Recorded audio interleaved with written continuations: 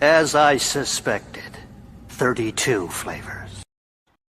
Try the sauce. I'm soaked in it. Oh, I could lick you off.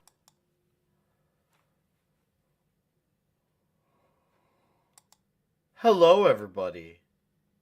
How's it going? Sorry about everything with the delays. Unfortunately, we had some boomer moments today. We'll just say that.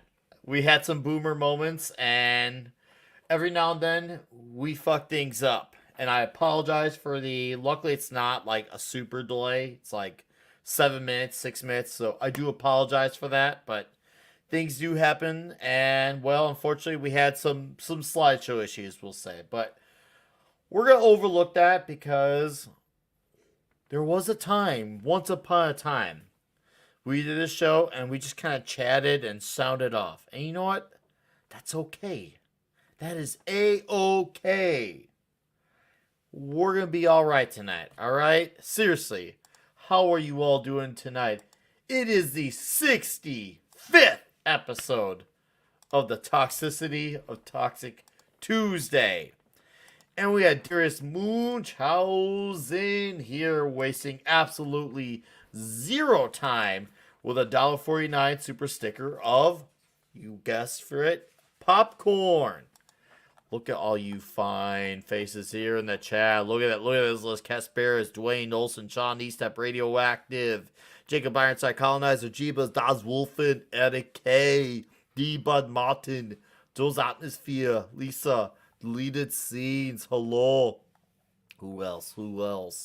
Yaknomino, I think I said that right. Jacob Ironside, Fat Elvis. What's up, Fat Elvis? Nice to see you here. I blame Odd Job too. Gonzalo Bergali, Sentient Dildo, hello. Inverse Opinion, Darius Munchausen. Thank you again for the super chat, sir. Michelle O'Rourke Johansson, Dart Scipio. Yeah, that is something we should talk about. I agree. Rob Baltus, hello. Look at all you. Thank you all for being here. 40 right away here in the chat. Thank you. Let's bring in our panelists, starting with, well, the man who keeps everything going. Hi, Mark. I try to keep it going. I was just downloading some photos. Yep. So I boomered it. So I freely admit it. So I'm getting old here. But I for some reason I went and I did the man with the golden gun for the slideshow. So we have a slideshow all set for So I guess we'll have to do that movie someday, even though it's not one of the better Bond movies. But no, it's not. no, it's not. I'm like, and then I'm like, why did Nick pick this movie? I'm like, it's not really that good of a movie. And I'm like, as much as I grew up with, liking Roger Moore, I'm like, just Connery is just so much better. Even though, no offense, Sir Roger Moore, but yeah, he was the first Bond I watched. So I totally boomered it, and we're gonna miss out on pictures like these. So I just gotta, this is what I did. So here we go. I'll share my screen, but just in case we probably will never ever do this movie, but just in case we do someday. But I'm gonna and the stupid present here. Let me present. Let's see. So here we go. But we'll skip ahead, right? So let's skip ahead here. But yes. we all boomer things once in a while, and I'm like, not a great movie, be kind to it, but definitely not. Here we go. Oh, this was the Matt appearance. So if you remember, Christopher Lee had 3 mammary glands, as Bond explained. So that's our Matt's appearance for the night. So, but I apologize for that, but I'll grab some pictures during the evening, and we'll make do. But hey, we could just keep this screen on right for a while. It's April Fool's, right? So at least everyone's still getting a kick out of this. Yes, thank you guys. Every now and then we have a moment where we mess up, and tonight was the one. So, anyways, we're gonna roll on business as usual. Shit happens. Mark does a lot of work for us, and you know what? The fact that it actually took this long to even have a mess up, I would call that an accomplishment, dare I say. So, it's all good, dude. We're gonna have fun tonight, and it's gonna be business as usual here. Hold up. Let Yep. me get rid of this. And let's bring in our two other gentlemen here. Let's bring in that 70s rock fan. Well, good evening, and I can't believe it. We're not doing the Man with the Golden Gun. I had the plastic surgery to get the third nipple specially for that show. Jeez, all that $27 wasted. That's very tittillating. It's ridiculous. So Oh, in the chat, people thought I was trolling. I said the Man with the Golden Gun. So as the only genuine boomer here, I can pleased to say I didn't boomer anything tonight. I can't even blame it on turkey coma. You know what? Shit happens. I have to tell you, chat, I was all for just showing the damn stills and talking about Goldfinger and seeing if anybody noticed. But I was overruled. We just start the slideshow, yeah. Just start the damn slides and see how long it takes. Well, And, 70s, how are you, sir? Despite I'm great. all things in the world. Oh no, I'm pretty good, mate. Yeah, for gradually getting this space behind me sorted out and tidied up. Yes. It's funny that having done the Wicker Man yesterday on my show with Christopher Lee, we did talk about the Man with the Golden Gun. So maybe we jinxed you. Maybe there was some kind of pagan ritual maybe. we did that jinxed you, Mark. Maybe that's what happened. I don't know. Inconceivable. Maybe it was all the pictures of Mad on Britt Eklund's naked body that did it to us. Yeah. Oh, damn. Yeah, Britt Eklund was another connection, of course, to this movie, is she not? Was it to Man of the Golden Gun? Not this movie. But I think she's in Man of the Golden Let's Gun. bring in Britt our Eklund. other gentleman here, who's waiting ever so patiently backstage. Returning, Mr. Clobbering Times. What's up, buddy? Yo.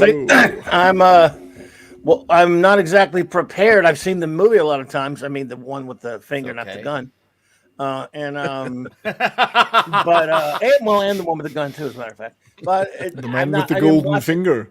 But a couple in that, yeah. That we why don't we just call it that? We'll do a crossover there. But Yeah. it's been a bit since I've watched it many times. I've seen Goldfinger, but since I'm not going to have the advantage of Mark's, picture and dialogue and all that stuff, I'm not going to be much use to you other than my fading old man memory.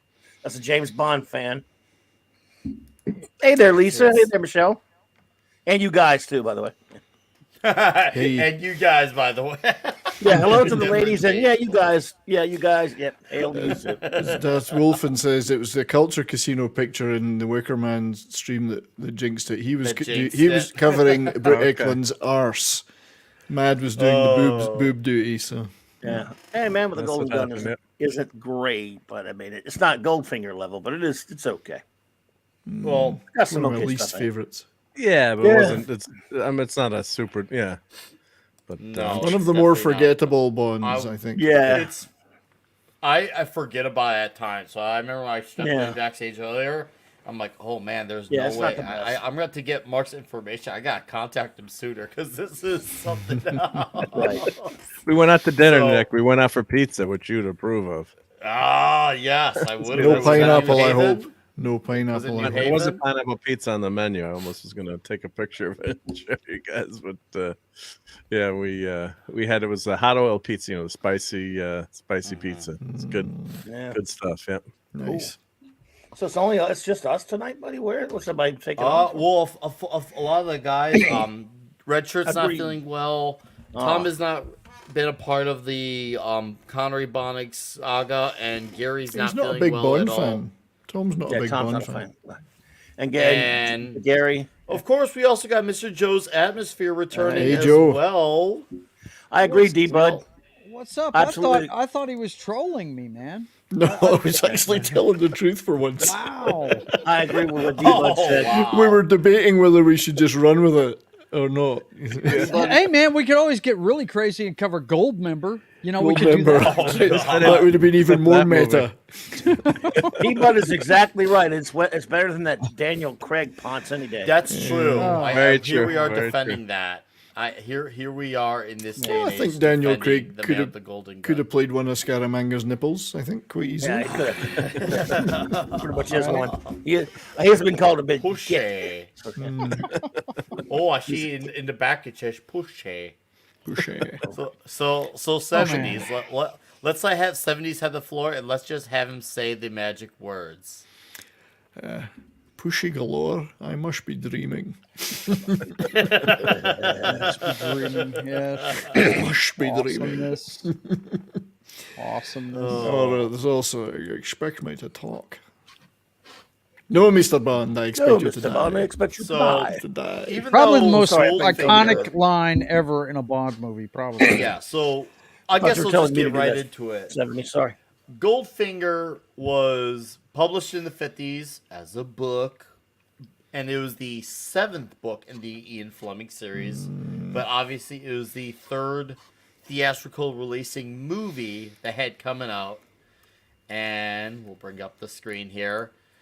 And of course, it followed up From Russia with Love. And these movies were, this is a time where these movies were just kind of just being constantly pumped out. Almost like the way John Wick 1, 2, and 3 were pumped out. Like, they were just happening and going. And this is really where Connery started hitting, I guess you could say, international status with these movies, because they were big successes in America, but it started really translating globally.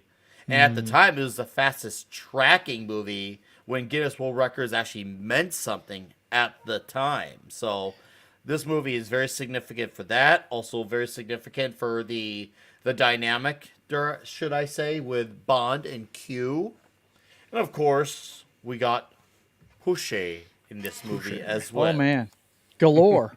I was going to say, they had to be pumping them out in less than a year, because Yes. the one that came out, my favorite one is the one that came out the year I was born in 65. Thunderbolt. And I think it's the one after this, isn't it? It is. Thunderbolt's one after and this. so that makes 4 in what, 3 years? Because didn't Dr. No come out in 62? 2, 3, and 4. Yeah, 1 62, year yeah. on average. Yeah. 1 a So year. that's 4 movies in 3 years. I mean, that's a crazy rate, man. Wow. Oh yeah. Unbelievable. And I do know Connery was starting to feel a little bit of the burn, should we say, when he was doing this movie. But I still will argue, even though he was feeling the burn, I personally, of the 3 we've done so far, this is the one that I really enjoy the most, even more than From Russia with Love, even more so. I do have a complaint about this one, but we will get to that much later in the movie. But I love this movie, even though it's not as exotic with the locations that From Russia with Love was. I feel like this movie definitely challenged Bond a lot more, and that was the thing I appreciated a lot, was the challenge he had. And of course, there's some great, very iconic moments too as well, that you're like, oh wow, that really kind of sticks in your head type of thing. So this movie does get some things that those other movies didn't. And of course, we have a nice turnaround too with our ever-loving secretary that happened as well, with the fling of a hat, and I'm not talking about our big boy, but I'm talking about Moneypenny, because we saw her finally get her chance at throwing at the hat thing, the hat stand, and she actually got it this time. So you start to see some little things pick up, play into continuity a little bit, and you're like, oh hey, okay, I get that. That's a nod to what happened previously. So Bond, though, he's really, I feel like he definitely feels a lot more seasoned. But boy, he actually had a challenge, and with a dude who was a frickin', I don't know, a dude with dirty blonde hair who's a ton. We'll just say that. The dude's a ton.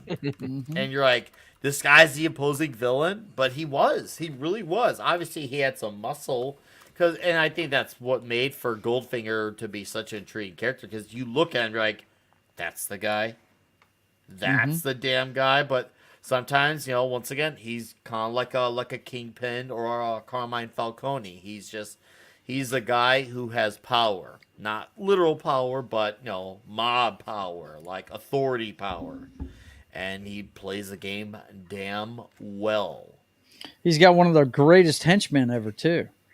Right? Oh, yeah. Oh, random task. Yeah, random Good task. old odd job, man. Good old odd job. That's it, man.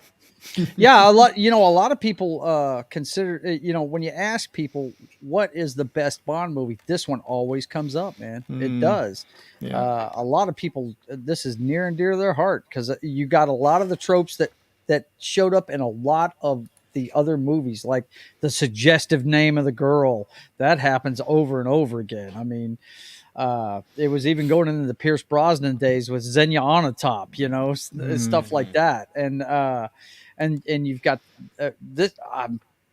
If I'm not mistaken, this is what the first henchman like a Jaws in the future. Odd Job was, and Yes. there's a lot of Stylized the henchmen, yeah. a lot of the signature things in Bond movies were introduced in this flick right here. Yes. Well, it also featured for the first really memorable theme. Yes, theme song, because From Russia with Love wasn't a very memorable theme song. This one is the first killer theme song with Welsh, first of many. Oh my Welsh gosh. songbird Shirley Bassey. And only one of the few good things to come out of Wales, apart from the M4. That's a motorway joke. But yeah, that song, of course, is still one of the most played Bond themes, and she really nailed it on that one. Yeah. And could we mention also too, not only was this a movie where obviously the title was a title that became parodied much later in life with Austin Powers as Goldmember, but there's also a very iconic scene that has been duplicated many times in many other IPs. The best one for me was the Simpsons version of it. If anyone knows, I talk about the Hank Scorpio episode. Yeah, anyone in the chat who knows that episode knows what I'm talking about. Oh man, Great scene. So once again, I feel like Goldfinger definitely had that cultural impact as well, and they did too with none of it filmed in America, and also when they changed Paramount a director Studios, at this point, because this was Guy Hamilton doing the directing, who was originally a contender for Dr. No. And he went on to make direct quite a few Bonds. Yeah. Yes, he did. But Yes, is he this did. the first Yes, he one did. that the Aston Martin was in then? Yep. could be, Right, could okay. be. Yes. Yep. I don't It think was in the last one. Yeah. Well, especially where it was souped out and tricked out, and there was a. It's the best. Oh, I know. It's a gorgeous. I mean, there's Honor Blackman's fitted with twin Honor cannons Blackman there, but the Aston Martin had machine guns. She's got cannons, but the Oh man. Yeah, she's the first of the two Avengers ladies who that's right. was in Bond films. She was the luckier one because she got Sean Connery. Diana Rigg got Guy Diana Rigg and with George what's his Lazenby. name, There was Australia and George Lazenby. so- I'm James Yeah. Bond. Fire me another beer, cobber. Yeah, but as Honor Blackman was great, but Diana Rigg was better on the Brewski. Avengers. Yeah, Honor Blackman was great, but yeah, Diana Rigg was the ultimate. On the Avengers, Yeah, yeah. Avengers For those girl, we're not talking about the MCU, by the way, for We're everyone who talking the doesn't British know. television. No, Definitely not. British TV, There was the a movie Avengers, yeah. called The Avengers. There Yeah, was a Uma actual Thurman was movie. in it. Yeah, it was a terrible movie. And Sean Connery is- was in that yeah, one that's- too, of course. Yes. Wasn't he? That is no John Steed and Emma Peel there, I'm telling you. No. No. I think there was one other thing that was introduced in this Wasn't movie. Rafe Fiennes in that too? He was. Yes. Yeah. Go ahead, There was- 70s. but there And was Sean one- Connery. There was one other thing that was introduced in this movie, which was he asks for his martini shaken, not stirred. I think it was the first time. Yeah. Shaken, not stirred. Shaken, not stirred. That's right. No, 70s. You're on. So, it's, So once again, they almost had everything, I think, by this time. All the standard tropes or things that would be in every movie. They had hit the Q. theme song. They had Q, M. much more Q. Shocking. chase scene. Yeah, a great Great chasing. henchman. A great henchman, as Joe said. Henchman, yes. The tropes, this movie really laid the groundwork for, like, we saw some tropes being laid out with From Russia with Love, like the James Bond will return, but this movie really escalated on the tropes per se, like, especially with the gadgets. And come on, guys, the ejection seat. Every man who wants a Bond movie? We all thought about having our own ejection scene growing up. I know I did. That's probably one of the greatest scenes in Skyfall when Dame Judi Dench he threatens it and she's like, "Oh, eject me then." Yeah, he's itching to press it. Hilarious, man. Yep. It is one of the good ones in the Daniel Craig's that joke. Yeah, Yep. But, that car. Everybody wanted that car.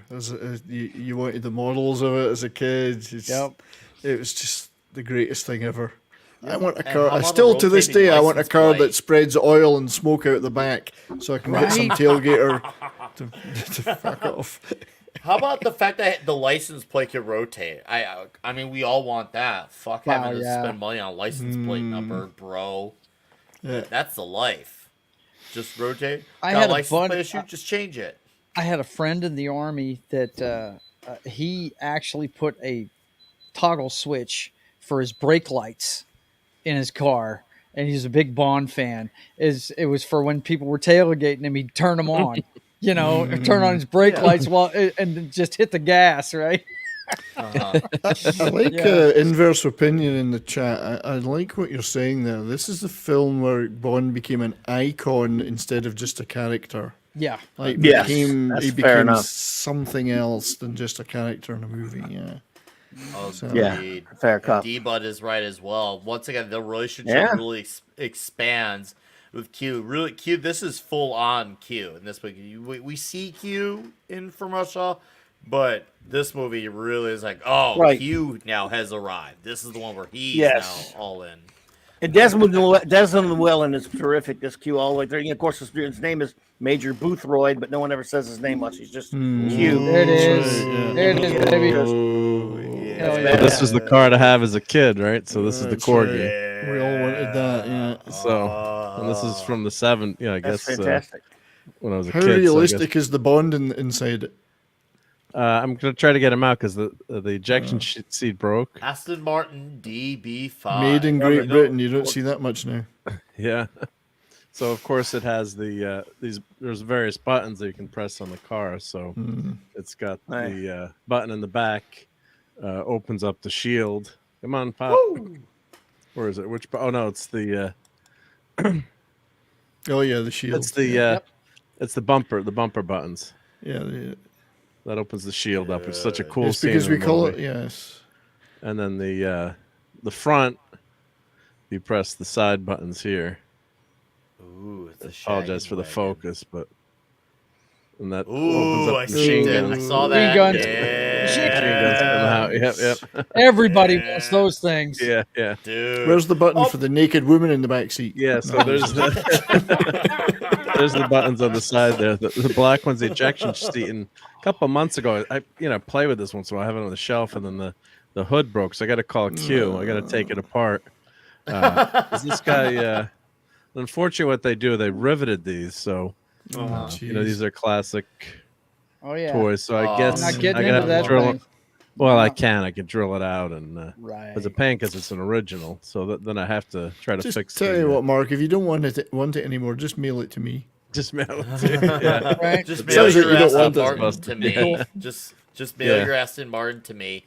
We have Radioactive here for $5. Thank you, Radioactive. How are you? Fun fact: this was Shirley Bassey's first of 3 Bond title songs. Ooh, I like So that. the other Thank two- you for that. Always nice to get a little extra insider knowledge. Wasn't one of them Man with a Golden Gun? Well, it might have been actually. Yeah, which is not a good song. I mean, so. the words are okay, but I think that was it's her. all right. It's kind of cheesy, but I should It know. wasn't her, though? I Just- can't remember if it was Shirley. I think so. No, actually, she didn't do the Man Which with other the ones did Golden she Gun. Oh no, she didn't sing. Diamonds yeah, Are right. Forever was one of them. Diamonds Are okay. And what was the other one? What was the other one? Moonraker, I want to say, You did but I can't even Moonraker? remember. I can't even remember that song. Oh, Moonraker. it might be Moonraker, yeah.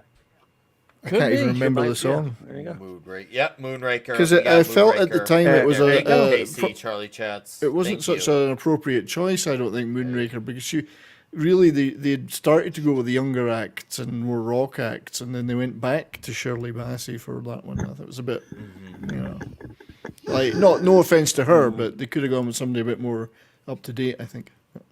Oh, they went with somebody up to date with the next one. That's for sure. Well, yeah. Throw your panties on the stage, Duran. girls. Look out. No, I'm talking about after this one. Oh, right. I thought you Jones. meant after Moonraker. No, after this one. Tom Jones did it next. Thunderball. Yeah. Yes, Tom Jones. I've seen Tom Jones in concert, you know.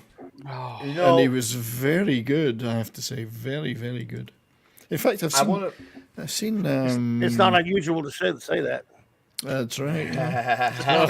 Whoa, whoa. Oh, that was good, Clawby. That was really I good. did...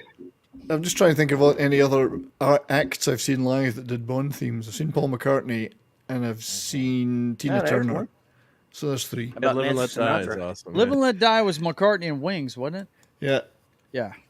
Yeah. But was a it was just great McCartney when I saw him.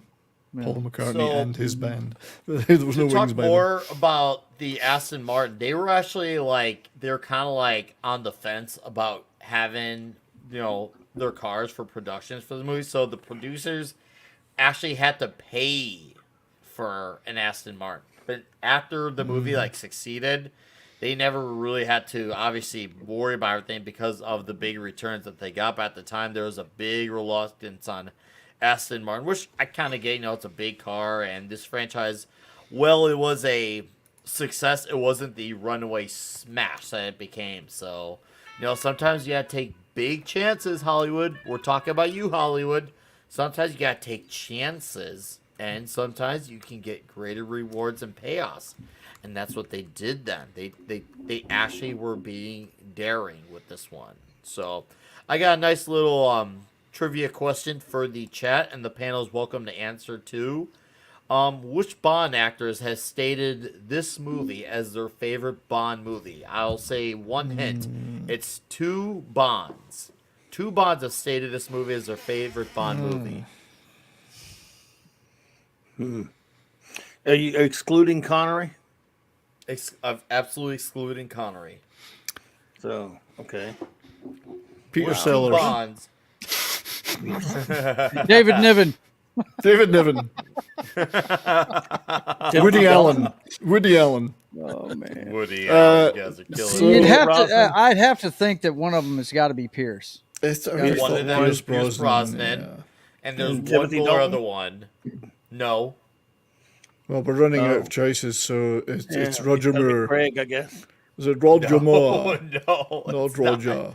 No. No, it's Lazenby. Lazenby. Ain't like Yep, that. There you go. Lazenby. Yep. Hey, he was Bond, guys. He played James Bond? No, I'm just kidding. He wasn't just a model. He actually talked in a movie occasionally. It's I true. like that movie. Throw me a beer, Blue. I want another beer. Q, come here, you bastard. How come there's no shrimp here? So, Throw another we should shrimp on the mention barbecue. one Barbecue. See scene- what I did there? Oh, I see. One Hey, scene in fun fact. particular. Sorry, go ahead. No, well, just I want to mention one scene in particular. When Bond, after he sees the gambling game going on, and what a smooth scene, because obviously it gives us the introduction of Goldfinger, and he's already making his moves on his lady, brings her to a place, but then he gets karate chopped by Oddjob, wakes up. If I recall, it was Tilly. Or is it Jill who he finds covered in gold? I remember Jill, when I wasn't first saw that scene, and I was just like, Yeah. bro, what the frick? Like, that was like, for me, that was like kind of like shocking at the time. Thank you, Jonah Hex Judo Chop. It's But Shirley Eaton, so it's Jill. Yeah. Shirley Jill, Eaton. okay. But That made her I just famous, remember I that was scene. like, bro, like that to me was when I realized, holy crap, like Bond actually has a damn challenge on his hands. So I thought that image really stood out in my head. Sometimes when you see a certain scene in a movie, it just sticks with it. That was that scene for me. That's was iconic. this I movie. mean, everyone remembers that It is. scene. It is iconic. Yeah. That's almost as iconic as the horse and the head in the bed in The Godfather kind of thing. It, kind of freaked you famous out when you scene, first yeah. saw Make it. him an you know? offer he can't refuse. Also, the first time I saw it as a callow youth, I was very impressed with the fact you could see her arse.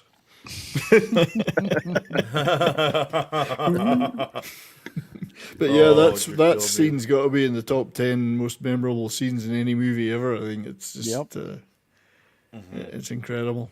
And how about having a bird on your head? What a disguise! That's What the a first- disguise! Now they're getting the Bond jokes going. Right. The Bond jokes. Yeah. No, but that is actually a good cover up if you think about it. Even still to this day, over half a century later, that's a good foil, man. At least I feel like that's a damn good foil. Like, what anyone want to object? But I'm just saying, like, that's freaking cool as shit, man.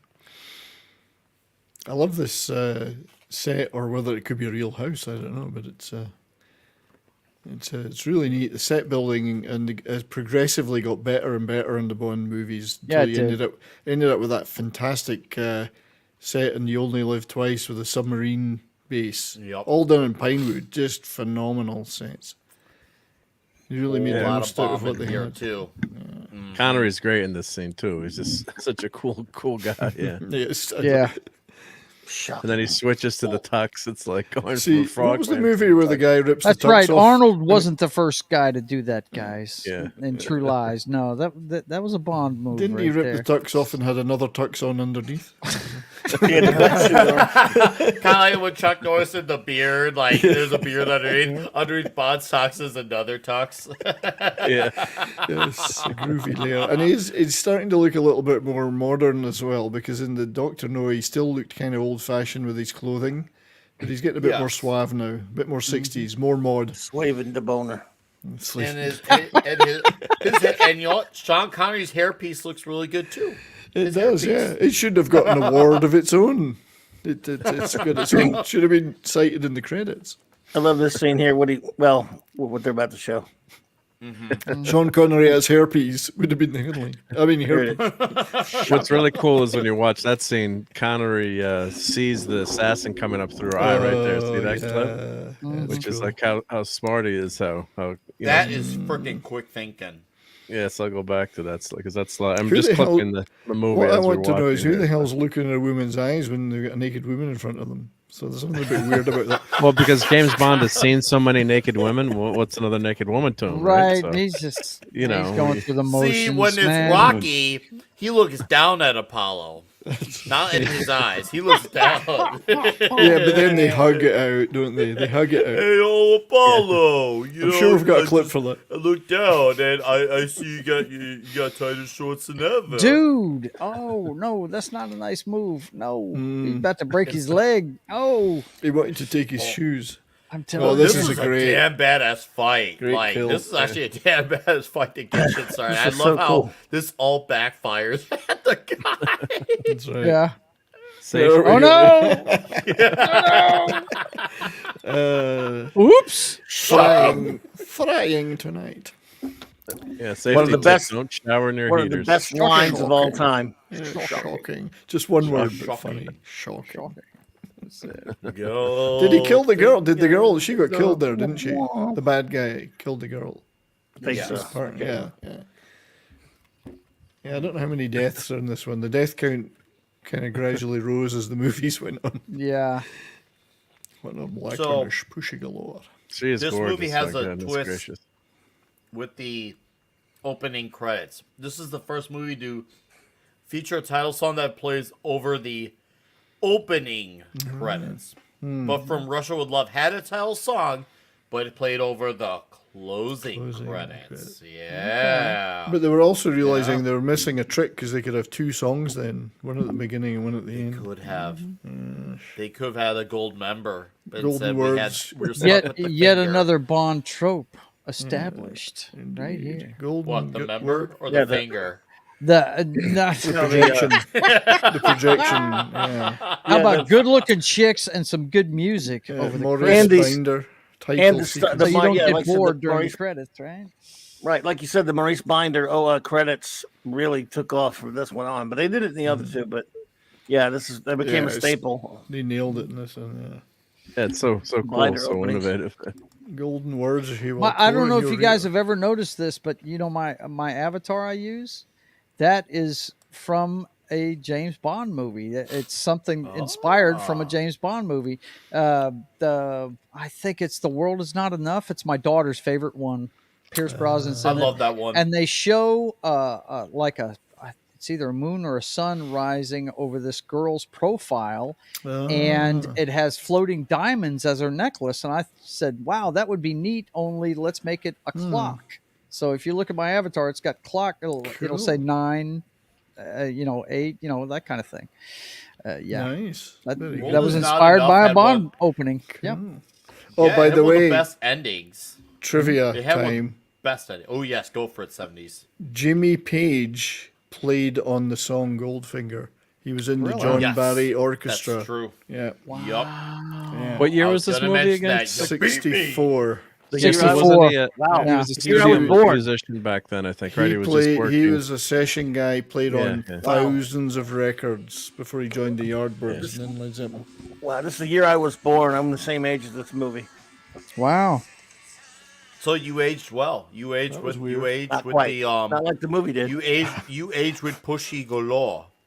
I just must have said something that Siri picked up and started playing Yeah. a record on my phone. That was I weird. thought I heard some music I playing. don't know what the word was that triggered it. But Don't you hate it when you Sessions. say something and Siri starts messing with your phone? Sessions. No, it wasn't Sessions. I don't know. So Music. Let's bring it back to so obviously after Bond has his night out, he gets the chop, wakes up, sees girl painted in gold, and she's absolutely freaking dead. Takes her And- down the pawn shop, trades her in. There's got to be at least £10 of gold here. Ought to be at least 10 pounds. No, but then obviously he goes on a mission and he goes on the hunt for this Goldfinger guy because he realizes that's he's got to go after that guy, and that guy's got a crew. He's got a companies he's running. Goldfinger he has the power, but not literally. He just has it all around him, as mentioned earlier. And you see how tough he is for Bond to get to him, even though Bond is the guy who can actually do things, but yet Goldfinger's just that guy who he can't be touched. He cannot be touched. And But he has the Midas touch. Oh, yeah. That was good. The Midas touch. A No, touch but too much. You see that obviously that with that Jill girl, her sister gets involved in this incident too, and that becomes a whole other scenario as well. And I noticed too with the scenery, it's a lot more in open land, whereas in From Russia with Love, it was all about the nice, fancy looking buildings and fancy location. This was more of like kind of out in the open spaces. This was more about that. And it does seem more 60s and modern as a result. Like, Yes, it's 60s just something modern, a yes. little bit more 60s, and the others still felt like movies that could have been made in the tail end of the 50s. This definitely feels Yes. 60s. And his introduction with introducing his buds to Dink was the most toxic male intro ever. Dink, he's like something about along the lines of like, here you go, say hello to Dink, hi Dink. And he smacks her in the butt, and then she's gone. And that's it. You don't see her. That's it. You want to talk about an utter like alpha male moment right there. Bond likes to slap, I have to say. I mean, as I watched He the does. wrong movie tonight, Roger Moore is slapping the girl, Yeah, is slapping a around bit of a slap, yeah. the secret agent that he's working with. What's it? Good night, the agent. Good night, yeah, Miss Good night. Yeah. He didn't smack Very her. I think toxic. he smacked Maud Adams, though. Well, he smacked the other girl. He smacks in the butt too. I think in one scene or something. But yeah, but Oh, yeah. something you would never, like a playful smack. But something that you wouldn't definitely wouldn't do it today. Of course. Movie, God forbid. I mean, yeah. I do have to admire this scam that Frobe. Frobe is Goldfinger's pulling here with the cards. I think it's a great idea. Somebody with a telescope. Yeah, I was fixing to Awesome. say. I thought there was a scene where somebody was cheating at cards and this thing. Yeah, I love what Bond does to him. Yeah, he does. He screws him. It's great. But there's he- once again in the tradition of Bond movies, picking an actor that can barely speak English to play a lead role. Like Yes. Ursula Andress and now Gertrude. Yeah. Toxicity. Does she need to speak? Dude, look at those No, we're talking shorts. about- Connery I mean, rocks could those they get any shorts. shorter, man? Wow. He must have played in the This is- NBA back then or something. I don't know. Those shirts were shorts were ironed before he put them on as well. I bet. And creased Now, as well. now hear this, Goldfinger. Yes. Jill Master shit. I'm just going to stick my chin in this girl's breasts while I talk to you.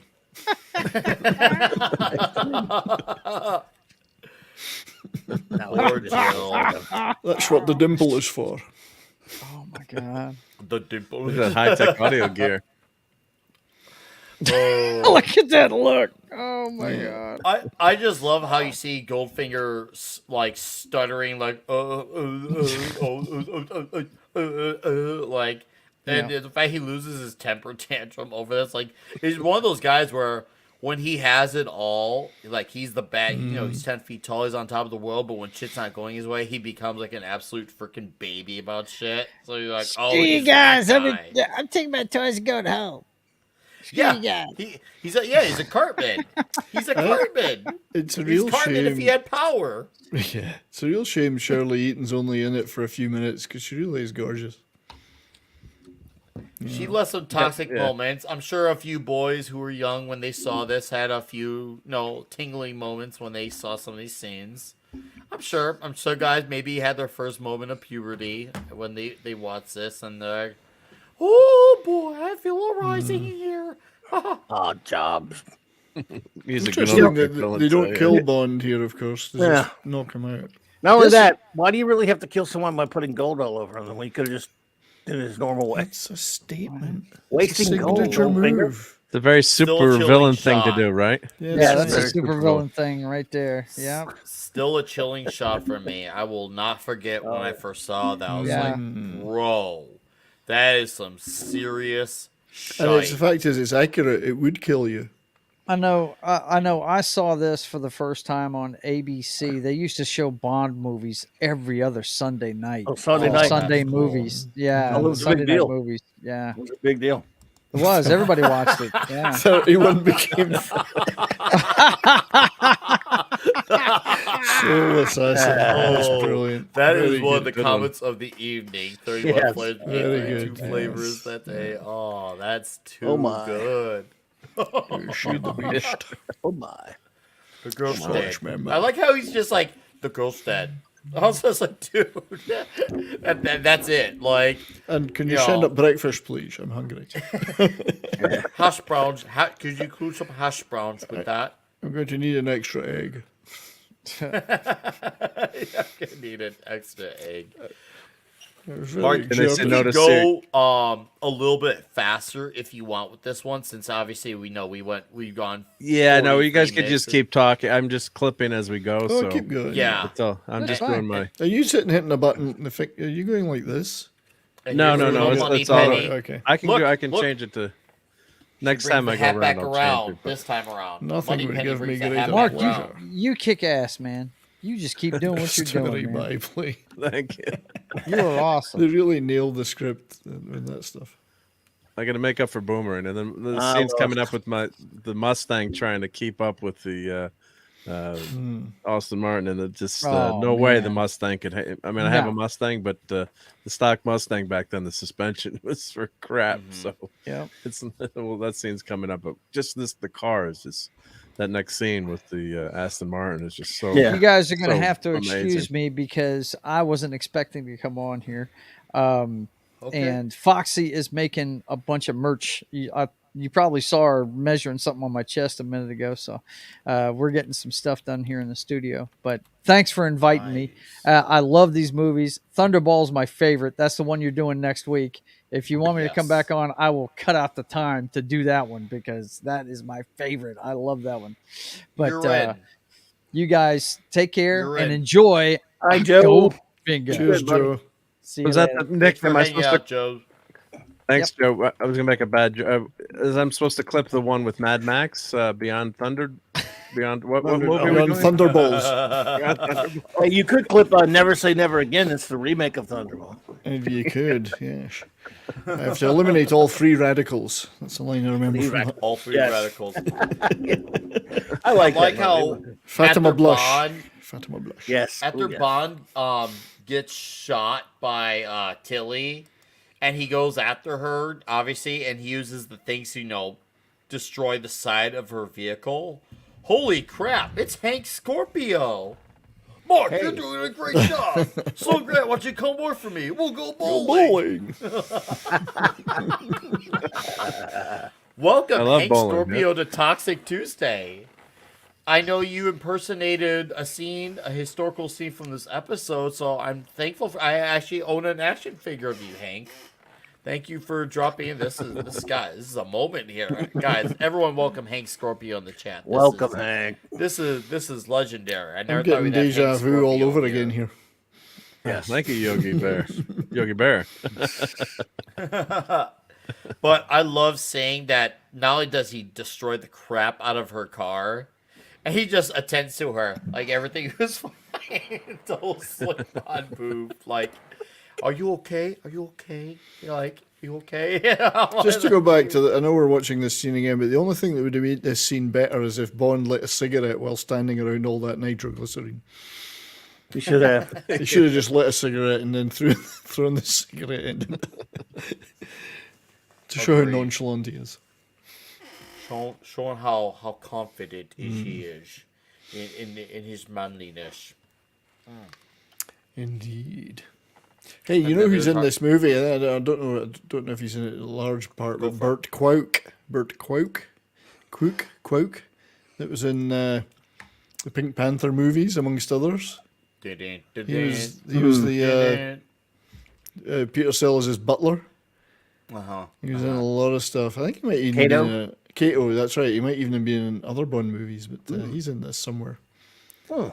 Yes. So there's all the way down the cast. There's lots of little parts played by people who were in other stuff. I think it'd be nice if we could see the interplay with the Q part. That's your coming pay up. for tonight. That's your pay for tonight, Nick. Yeah. my payment That's for worth the- £5,000 back then. This is when they really started to do this stuff too, because they had to do it in every movie after. The end of the world plot type of thing.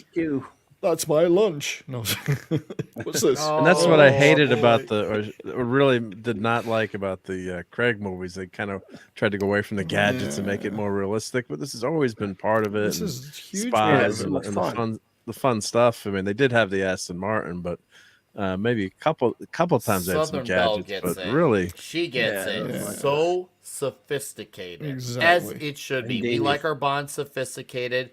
We like him with Yes. the gadgets. We love the stuff that we can't do in real life, but we get to see it on screen to make us believe that it can happen. We like, once again, ejection seats, tools that could destroy the tires of a car that's trying to like either pass you up or just ram into your car. You have something to counter them, or the bullets, or the button on the, I was gonna say shaft, because that's technically what it's called on the stick shift car. It's called the shaft, but You like the Yeah. shaft, don't you, Nick? You preferred the shaft than a car.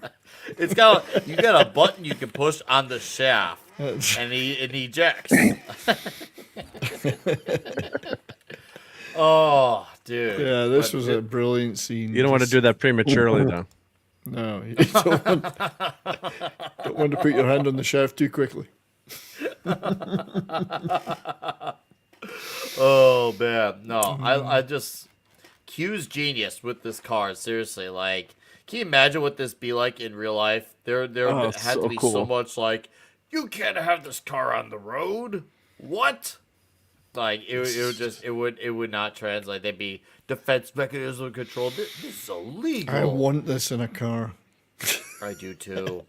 And the rotating would- license, but did they have the rotating license? They plate in did. He this? just did that. Yeah, yeah. he just did it. Yeah, they did. Smoke Yeah. screen. I think Porky I'd use doesn't them all. have that. I'd use them all within 2 minutes. That's the problem. Yeah, that's true. First, So basically, you'd shoot your wad right away. that's is what right. you're First telling us. traffic jam I got into, the whole thought would be deployed. There's you'd your button push tailgate on me. the shaft right there. There's the shaft, and he closes the He cup puts on the his shelf. finger He's on like, the and shelf. why not? Oh man, Q. R.I.P. What a legend. You're joking. You're joking. I never joke about my work. 007. And golf, which big Sean was a old- big fan yeah. of course. You know, this is how you take a golf scene in Bond and you make it freaking entertaining because of how it plays out. Oh, I it's funny. remember, I remember kind of like being kind of like confused when I was kind of like, why am I watching extended golf scene? I was kind of impatient about it, but then as time was going on, I just kind of rolled with it, and then once the payoff happened, I'm like, bro. It's the battle of wits, freaking isn't it? Smart, The yeah. battle of wits.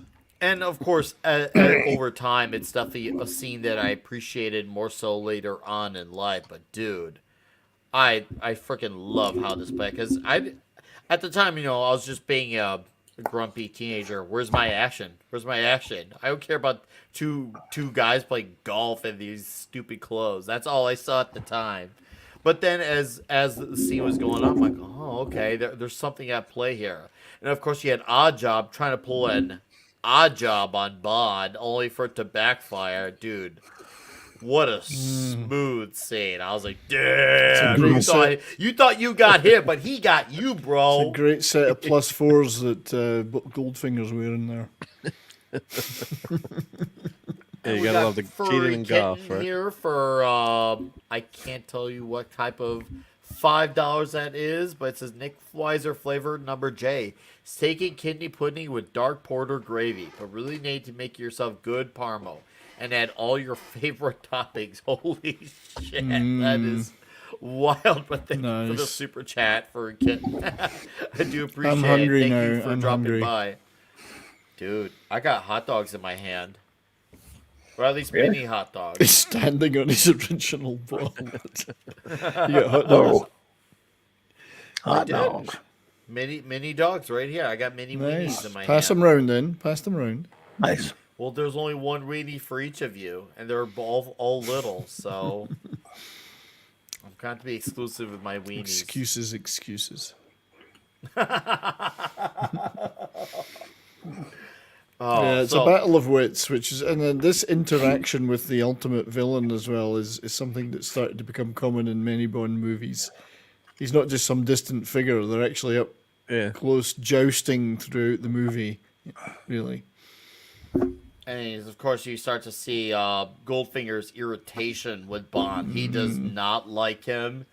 And they also let you see how, well, this is the first hint of how imposing Odd Job is. And I remember, I'm just like, bro, he's like a Bane well, type you have of to guy. take your hat off to him. Really, you have to tip your hat. He's one big dude. Yep. The dude was like a freaking Hulk, even though he's not like tall, but he's a freaking Hulk in this movie. Oh god, yeah. Oh man, and he was great in this movie. Like seriously, the actor, what's his freaking name again? Yeah, Harold and I'm not- Harold Sakata. Harold Sakata was his name. What a hell of a performance as the Odd Job, because he actually did do a lot of took some actual hits for this movie to make his character believable, and He had once Olympic again, he was medals committed. in weightlifting. I did I not believe know it. that. Looking at him, yeah. Didn't do that. I believe it. I didn't Then know he that. became but a I believe it. professional wrestler afterwards. Yeah. Well, he's Well, like another Scorpius- supervillain too. When you think about it, the henchman or whatever. Super It's, henchman. Yeah. Super henchman. Yeah, you always got the main bad guy, and then you got the this is Magneto's right hand basically. But and when I first saw this movie too as a kid, you're like, God, that's one scary dude, And then when he throws that hat and knocks that head of the statue off, you're like, holy God. And this was his So- first movie as well. Yeah. It's pretty And cool. once again, this is right. Here's what I mentioned about earlier. Like once again, it's not as all super sexy type of amazing locations where you could go bring a lady to make sweet love. This is just more open area out in the land. Just Well, that's Switzerland, it's so definitely that's stripped down. I think I That's a could make gorgeous- sweet love in gorgeous. Switzerland. I mean, That's a gorgeous place. Yes, they're going to No, it looks nice, but I'm just trying to say beautiful, it's yeah. not supposed to be as stylish as From It's- Russia with Love. this is actually Yeah. filmed in a lot in Pinewood. They just mount those mountains are made of cardboard. I know some of the scenes that take place in the USA, they actually didn't film any of this movie in the US of A. No, they So didn't. It was all overseas, bro. Yeah, this is, Also, oh wow, man, he looks like he's getting a chubby right there. Go back to that shot. Let's see. Let's see. Seriously. this odd that job's scene, about to right? kill this poor innocent family here. Oh, he looks like he's getting a handy from Randy. Randy, what are you doing? Pushing the laws not in this movie yet. This is Well, too we early. didn't get to our flying circus Do yet. not come. Oh, well, I'm gonna come. Now, don't insert any Namor jokes in this one. Oh god, no, we here don't we talk go. about that abomination. That Well, the is. Ryan Canal video that was just this is Toxic Tuesday, but the video we had the other day about how allegedly they use special effects to Enhance. disappear him, Oh, to I shrink him. heard. The shrinkage. I heard about that. Shrinkage problem. Oh yeah. Yeah, Claude was what was Claude posting all day on Twitter? Did he do it on Twitter too? Oh god. Yeah, he made some pictures and stuff. I Yeah. don't know what's wrong with him. Wow. but, So yeah. Wow. So this is Yeah, an you- interesting touch, bringing in somebody. He doesn't know if she's shooting at him or. I think does he think she's shooting at him? I think she does. He does. Bond. No. Oh, he doesn't. He knows that there's something up with her. Not exactly what yet, but he's on to her. And he maybe suspects that could have been the one shooting at him. And that's where he does his incident. Well, not incident, but Yeah, this is where but he gets that's back so at her. cool. And then, oh, are you okay? After he fucks up her car. It's definitely something I would want in my car. Again, a gadget I would use within 2 minutes. And that Mustang is pretty rare in Europe at that time too. I know that's not It would filmed be. in Switzerland, but I mean it would be very. Yeah, Oh, I the think it Mustang. was. Wasn't It would have filmed in been- Switzerland? I thought it did. Well, no, I mean the scene is in Switzerland. I Yeah. mean, in the San Moritz, It but is. But not the stunt. not the stomp. But whenever the Mustang came out in 64 and a half, so they weren't really selling in Europe. You wouldn't see many of those in Europe ever. No, not till a few Cost years you a later. fortune to import them. Yeah. But yeah, the Mustangs not holding up to that one. Not that year, but it's a gorgeous car. Those are two gorgeous cars in that scene. That's part of what makes it so cool. So yeah, it's a incredible looking car. So Yeah, indeed. because I have a So the '67, Belmas- but I've redid She's all the got suspension and stuff. on it to Great make chassis, it just handle like better. her, really. Great chassis, yeah. Southern Belle must really like that the Mustang got absolutely destroyed by the Aston Martin. And Bobby's like, yeah, I fucked your shit up. He's like, yeah. It's all, Take it's all that, good. Shelby. I ruined your shit. It's okay. Yeah. And who was it? Ashton Kutcher actually mentioned something interesting. It's the first film that shows what GPS would look like in Yeah, the yeah, it future. must have That's been. actually Yeah. it's actually very notable. That's actually a huge deal. Seriously, like now people can't live without their. It's true maps when you on think their of it. phone. Yeah, even when I first saw this in the sort of early 70s, that was still pretty far out, you know? No, that was wild. Yeah, that kind of tech. I mean, I actually had one of the first GPSs in the car, but what I did, I me being the crazy engineer, there was a program you could buy for your laptop back then, and you could buy a UPS GPS, but actually the GPS was so old. The first one I had was actually the serial port, which no one knows. Most people wouldn't know what that is today. You're laughing, So I'd hook up. It took me like a half hour to get going, so it was like a CD-ROM that you could hook up this external GPS, and it would take 10 minutes to boot up. I remember I stopped somewhere in the early 90s, and someone's like, "What's that?" I'm like, "Oh, it's a GPS so I can drive. It's got a map." And I had this tray I put in my van to hold the laptop. They're like, "What? What's that mean?" I'm like, "It shows you where you are on the map, and you could put no traffic, of course, and things Mark, like was that." the but- map so old that when you reached the end it said, "Here be monsters"? Caribbean monsters. Yeah, it was, the crazy thing about it, the map was so it would hook up back then when it would hook up to the internet. One thing I remember it would do would show you all the nuclear power plants in the U.S. and put No circles safety around- concerns. Yeah, then they took X that marks out. the spot. Then they took that out. Yeah. for the next, Here's where the intercontinental ballistic missile sites are as well. Yeah, it's just, yeah. So, but yeah, Nuclear. GPS is we take that for granted. I mean, just and that's what's so cool about the car because it's got all these gadgets. This is the '60s, and you know, now it's practical. You know, everyone's got that in their cell phone, but it's just that's what makes that car so cool. I mean, reminds me of the first mobile phone I had, which was a Ooh. Panasonic, Was but this it was your in a Bond case. You actually had to pick. It was like a big suitcase. Yep. You had to put a big aerial up and everything, and it was pretty. Hey, Sherry. Hey, Sherry, how you doing? Hey, Sherry. My first GPS moment is when I had, wait for it, I had an Arnold response for GPS. I did. I swear, go here, do this, turn left. That's not I the did. way to go. That's not a not turn a- off. It's not a not a turn tuba, off. it's a stop sign. not a turnoff. Oh, man. Yeah, you Sometimes- should never. where Still we- to this where we day, leave. never take them literally though. Otherwise, you'll no, end up you in a can't. lake. Where we left off, obviously Bond brings her to the gas station, and he goes to check on the warehouse, and that's where he sees Goldfinger and his all his henchmen, and that leads to a freaking amazingly badass chasing. This is a trope here that Bond movies became very notorious for. This is probably one of my favorite scenes in the movie. I love seeing fast cars go, and it really just like you're like, oh crap, what's gonna happen next? Who's gonna hit what? Obviously, we all see how the fate plays out for our Aston Martin, but damn, this movie didn't get the stage set for future Bonds to come with the freaking chase scenes. Woo! So this is a great touch when you find out the Rolls is made of gold. It was made of gold. Man, imagine that. You could just go out and make gold like that. Bro. And there's no golden gun in this movie, just to be sure, right? No. Yeah, pretty sure. Pretty sure, right? Oh, my God. Just checking. Oh, Mark.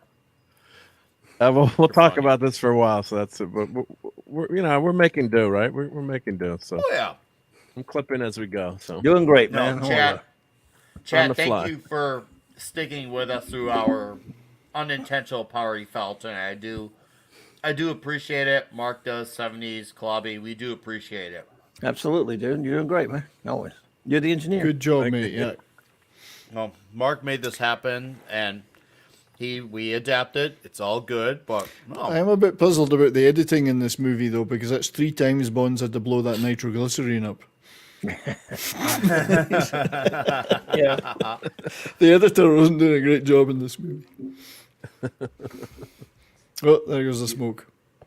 There goes the smoke. But this is where you see where also too, like, you know, he gets away from a lot of the Goonies easily, but bro, poor Aston Martin. You get to see a little bit of the ejection seat. You do get to see a little bit of the ejection seat, and it's all good to see that because you get to see a little bit of popping, and that's all fun and games. But man, I was actually hoping at the time that this car would have survived, and of course, it's kind of didn't. survived. Well, Yeah, they just get to have kind another of. one next time. yeah. Yeah, I mean- Q's just got money somewhere. You never He'll figure make it out. one, too, right? I mean, but I mean, it's not totally destroyed, right? If I'm remembering correctly. You must know that he's not getting any of this shit back. Yes. Especially if Bond's got it, right? Well, Bond says to him in that scene, there's a lot of wear and tear out there in the field. Anytime you give Bond one of those, he's gonna turn into a shaggin' wagon too. You wouldn't want a vehicle that he violated, and so and Well, we all don't know hit that Bond will do ejection that. seat to by accident. Oh, right? that gives ejection seat a new meaning. Ejaculation seat. Oh damn. Look at that dude, man. He's a No, he's monster. a unit. He's Seriously. a total unit. Yeah. Like he's like if Big Show or Kevin Nash was like mini, like a mini Big Show, mini Kevin Nash. Anyway, she did. She's dead. dead. Yes, She's dead, Jim. she was donezo Odd by job. the hat. You know what's weird though? Like so somehow her skin was stronger than the statue that got its head sliced off. Because she Yeah, took well, a they couldn't hit. show that in the movie. Yeah. True. He was further away, wasn't he? Wasn't he further away? So we blame the MPAA for this. The MPAA took away the logic for that. We'll blame them. Damn This- you, Bond, MPAA. and This Bond in that woman- scene. This woman commanded a Panzer battalion during the Second World War. I think. She's badass, that woman. Yeah, yeah. But Bond kind of sets himself up to be caught there too. I He mean, it's does. just he I guess he's he's concerned about the lady. So yeah. Well, if we learned one thing about Bond, sometimes he has moments where he kind There of we wings go. things and he hopes for the best, and he's definitely not a successful spy. He gets caught in a lot of things, but I also think that's part of the fun for him is take the chance and hope for the best and just go for it from there. He's definitely manic in that way. I wonder if he had a quip there when he blasted the guy out in the ejector seat. I can't remember if he says anything or not. I don't Missed think he did in that opportunity one. for a Yeah. one-liner. Yeah. Missed But as I was opportunity. watching the wrong movie, there were too many clips, and that they went too far with the jokes. And in the wrong movie that I watched, yeah, The Man with the Golden Gun, it was like they went overboard with that too. So sometimes you just it's better to let a scene like that, which is She's got the just so machine. cool, just let let the audience enjoy it without it. Not everything needs to be a stupid joke, and I'm not directing that to Tahiti Wahiti in any way, shape, or form. I see what you did there, D-Bud, with that line. I see what you did there. That's good. Oh, damn. So, okay, Mark, let's get to it. Let's get to the nitty-gritty. What made you misunderstand? Let's have fun. What made you misunderstand? I guess I'm the just getting movie? freaking old. Word now. I gold? don't- The word gold, and I usually go into the stream yard because I have the keys to the kingdom. Yeah, And for you some do. crazy reason, just your brain clicks and you just think something. I just thought, Man with the Golden Gun, and I said, oh, we've been doing, maybe Nick wanted to do a Roger Moore movie, and I'm like, but it's not the best Bond movie. I'm gonna, The logic I doesn't would've done matter it. at those points. Yeah, it doesn't matter about logic. It's in your head now. It's in my head. I would have done. It's like, why don't you? If you're gonna do more, at least do Live and Let Die. That's the good one. But you're the boss. I'm not gonna say. There's your lesson. Say something. Yeah, so I, mean, gave yeah. you permission to defy me, Mark. Gosh, take your opportunity. Actually, Mark, are you sure that he didn't tell you to do the Man with the Golden Gun? Maybe it's Nick's mistake. Robert does. I'm What did sure I say in heard your- him say that. Yes, I heard him say What did I say on your show last night? Did I say the Man with the Golden Gun? Or did I say Gold- I remember thought now. I thought we mentioned gold. I thought I said Goldfinger. Yeah, I can can't- see it getting mixed up with Gold Member or Golden Eye, but Yeah, So don't you mistake Thunderball next week. yeah. that could get tricky. Yeah. Beyond Thunderdome, Mad Max, Beyond Thunderdome. Thunderballs. Beyond Thunder Thunderdome. So this is this was here it is. one of the Hank greatest Scorpio scenes. scene. Hank As a Scorpio kid scene watching right this, here. I was like, "This is so cool." I Well, that was an get optical image, effect, but they actually did have somebody underneath with a blowtorch cutting the bench, just From below. from below. Yeah, How much did they Although- pay the stunt double for that that one? 'Cause not that- enough. Not enough. Yeah, because it's. What are the safety? Yeah, what's the safety? My name is factor of my safety on name this? is Bill, and I was the stunt double. And hello. And Connery kind of pulls a Kirk here, and he talks great, talks him out of at the end. He's like, "You're more valuable to me alive. You convinced me." Let's face So, it. At this moment, I would have come up with some really clever stuff. That's Bert Quoke right there. Oh, of course. That's All Kate. right, I'm going to show off for those in the chat who somehow do not know, but this scene was imitated in the episode that Mr. Hank Scorpio, thank you for hanging out, Hank, in the chat. This was his scene with Mr. Bond. Right there. That and look at Homer's right there, just looking at snacks. Snacks. Homer's just looking You at do realize that though that this scene was much more dangerous for a Scotsman to play than anyone else because we are better built than most people. So the laser would have reached us quicker. Oh, pushy. All right, Seven. Hold on, Seven. You say. I must be dreaming. You get to say pushy. Pushy. Pushy galore. He doesn't say it. She says it. Pushy. She Pushy. does. Pushy galore. I must be dreaming. How did they get away with that name back in the 60s?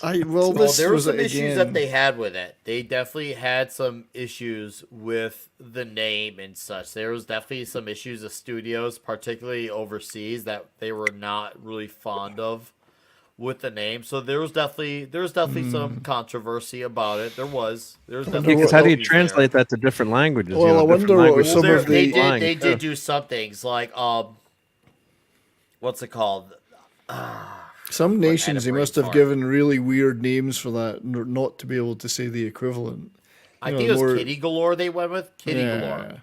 They went with Kitty Galore. Yeah, that's what it was. It was Kitty Galore. I'm sorry, it was Kitty Galore that they had for the censored name, to be put out in the public. So in Australia, it was just Vagina Galore. So yeah, because when I saw I saw The Living Daylights in Switzerland with my dad, I'm like, Dad, what they translate, because that doesn't translate into anything else. It's like scare the living daylights of you, but that's English, an English phrase, that. So he's like, yeah, the translation didn't mean any, totally different translation. So. But maybe that's how they got away with it some different places. But yeah. So Honor Blackman, who's obviously plays the pussy, she's actually, I know whether you want to call her a cougar or whatever is the term they were using back then. That's a funny flag banner. Yeah, we'll go back to that. She's 5 years older than Sean Connery. So that's crazy. She was one of the few Bond girls who was older than the actor playing Bond, aka Connery. I don't think he minded. I don't think that's what I mean. He did. The other one would be Dame Diana Rigg, who was 1 year older than George Lazenby for his one movie. So, and for those who are asking in the chat, Monica Bellucci does not count because she was not a main Bond girl in that Daniel Craig just a movie, conquest. where Daniel Craig was not James Bond. He was Soy Bond. Right. Soy Bond. I always called him James Blonde. Yeah. What I want to know, why are all Goldfinger's henchmen dressed as the Vault Boy from Fallout? Yes, that's what they look like. That's true. And why have all these women got pointed breasts? Oh, I got. They spend all night sharpening them. There's actually a reason for that. You ready? I'm gonna crush. There's 56 people here in the chat, and about 51 or 2 of them are all dudes. Guys, some of the Pussy Galore women flying circus were played by men wearing blonde wigs. Oh dear! I'm not joking. So Mad would have enjoyed that then. Yes. No, there's no women. Are there any women in this movie? No. Yak Nominal's like, no, Nick. So, yep, it's true. But yeah, as Action Com points out, Pussy Galore was meant to be a lesbian. She was in the book. She maybe was here too, and Bond is so Bond's machismo is so powerful. He turned her back from the dark side. Albert, I see your comment in the chat. That's the only movie that I enjoyed Craig in. Was that one? But as far as Skyfall and his mopiness and everything, dude, Also had a kick-ass. I blame the writers and I blame the writers and the directors. I mean, I think he's a good actor, but it's just I'm sure he is. No but he's complicit for playing the soy. He could like, this is not James Bond. No. Casino Royale at least had some good action in it, but no, I enjoyed no gadgets. There was no joy. Royale. There was no joy or no. no fun in these Bond in the later Bond movies. It's so dark and depressing. It was almost God. like Miller took over doing James Bond. It was just not fun to watch. I mean, and I want to damn bored movie. Yeah. And this movie has so much escapism too, which is what you want. You want to pretend that you're a secret agent, and the car is kind of like the Batmobile. If we're going with the comic book route there, you can go to all the cool gadgets, and Bond, is an expert fighter. He kicks ass. He gets the cute girl at the end always. So, you want to have that escapism and imagine yourself, yeah, I could do that. I could save the world. I could have a cool car, get the girl. Yeah, there's a nudge, like a wink, wink, nudge, nudge at the audience type of feel to the character of Bond in the movies, where you don't get that with James Bond. James Bond. That's so good. Bobby, you and the names never gets old. I don't know how you do it. You're a natural with it, but you always have good names. I think I call it Mad Magazine Syndrome. I grew up, remember how they used to change the name of movies and do movie parodies? I love Hank's comment here. Hey, Globex Corp, we don't judge on gender as long as dudes are. And Angry Gamer, that's fine. We may not agree, but you're absolutely welcome to be honest with us and upfront. We're not here to be an echo chamber. That's just how the cookie crumbles. So you like what you like. It's not going to be something I ever will enjoy, but you can now at least see here in the chat and on the panel, we are not an echo chamber. So, and yes, Ashley Cum is right. She was a martial arts expert. Yeah. And she was an actual... She's kick-ass. Strong Yo, dude. Yeah, that she's a scene strong on the hay, female man. character that was beholden to no man. The scene on the hay. But we've never seen that in a movie until current day, Oh, dude. I said you dildo. James Ross. James Ross. You guys are tearing apart cracking the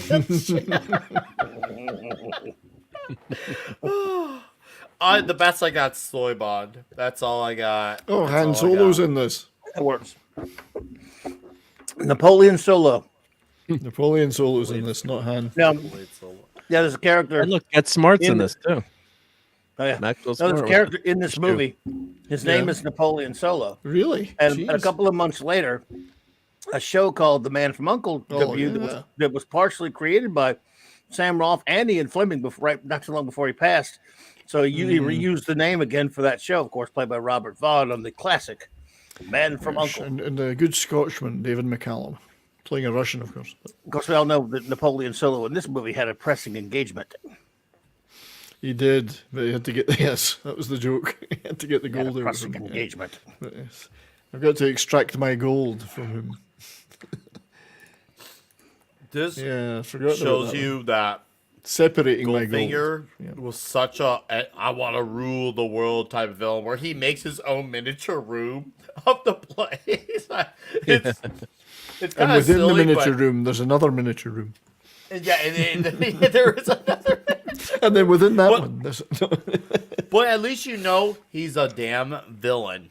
And you know what? I miss having villains, even if it was just a typical I want to rule the plot or have all the money. Yeah. Bro. No, villains I are not miss evil this. anymore. We have to understand them. We have to...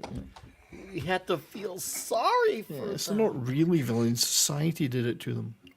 I will say that that's probably the most people I've seen in one place that actually like Quantum of Solace, so that's in your chat. But I'm kidding you guys. I hate it, but you guys like it. It's fine. Oh, I do too. But you should. Have you ever seen that song that's the alternate version theme song that was proposed to Quantum of Solace that didn't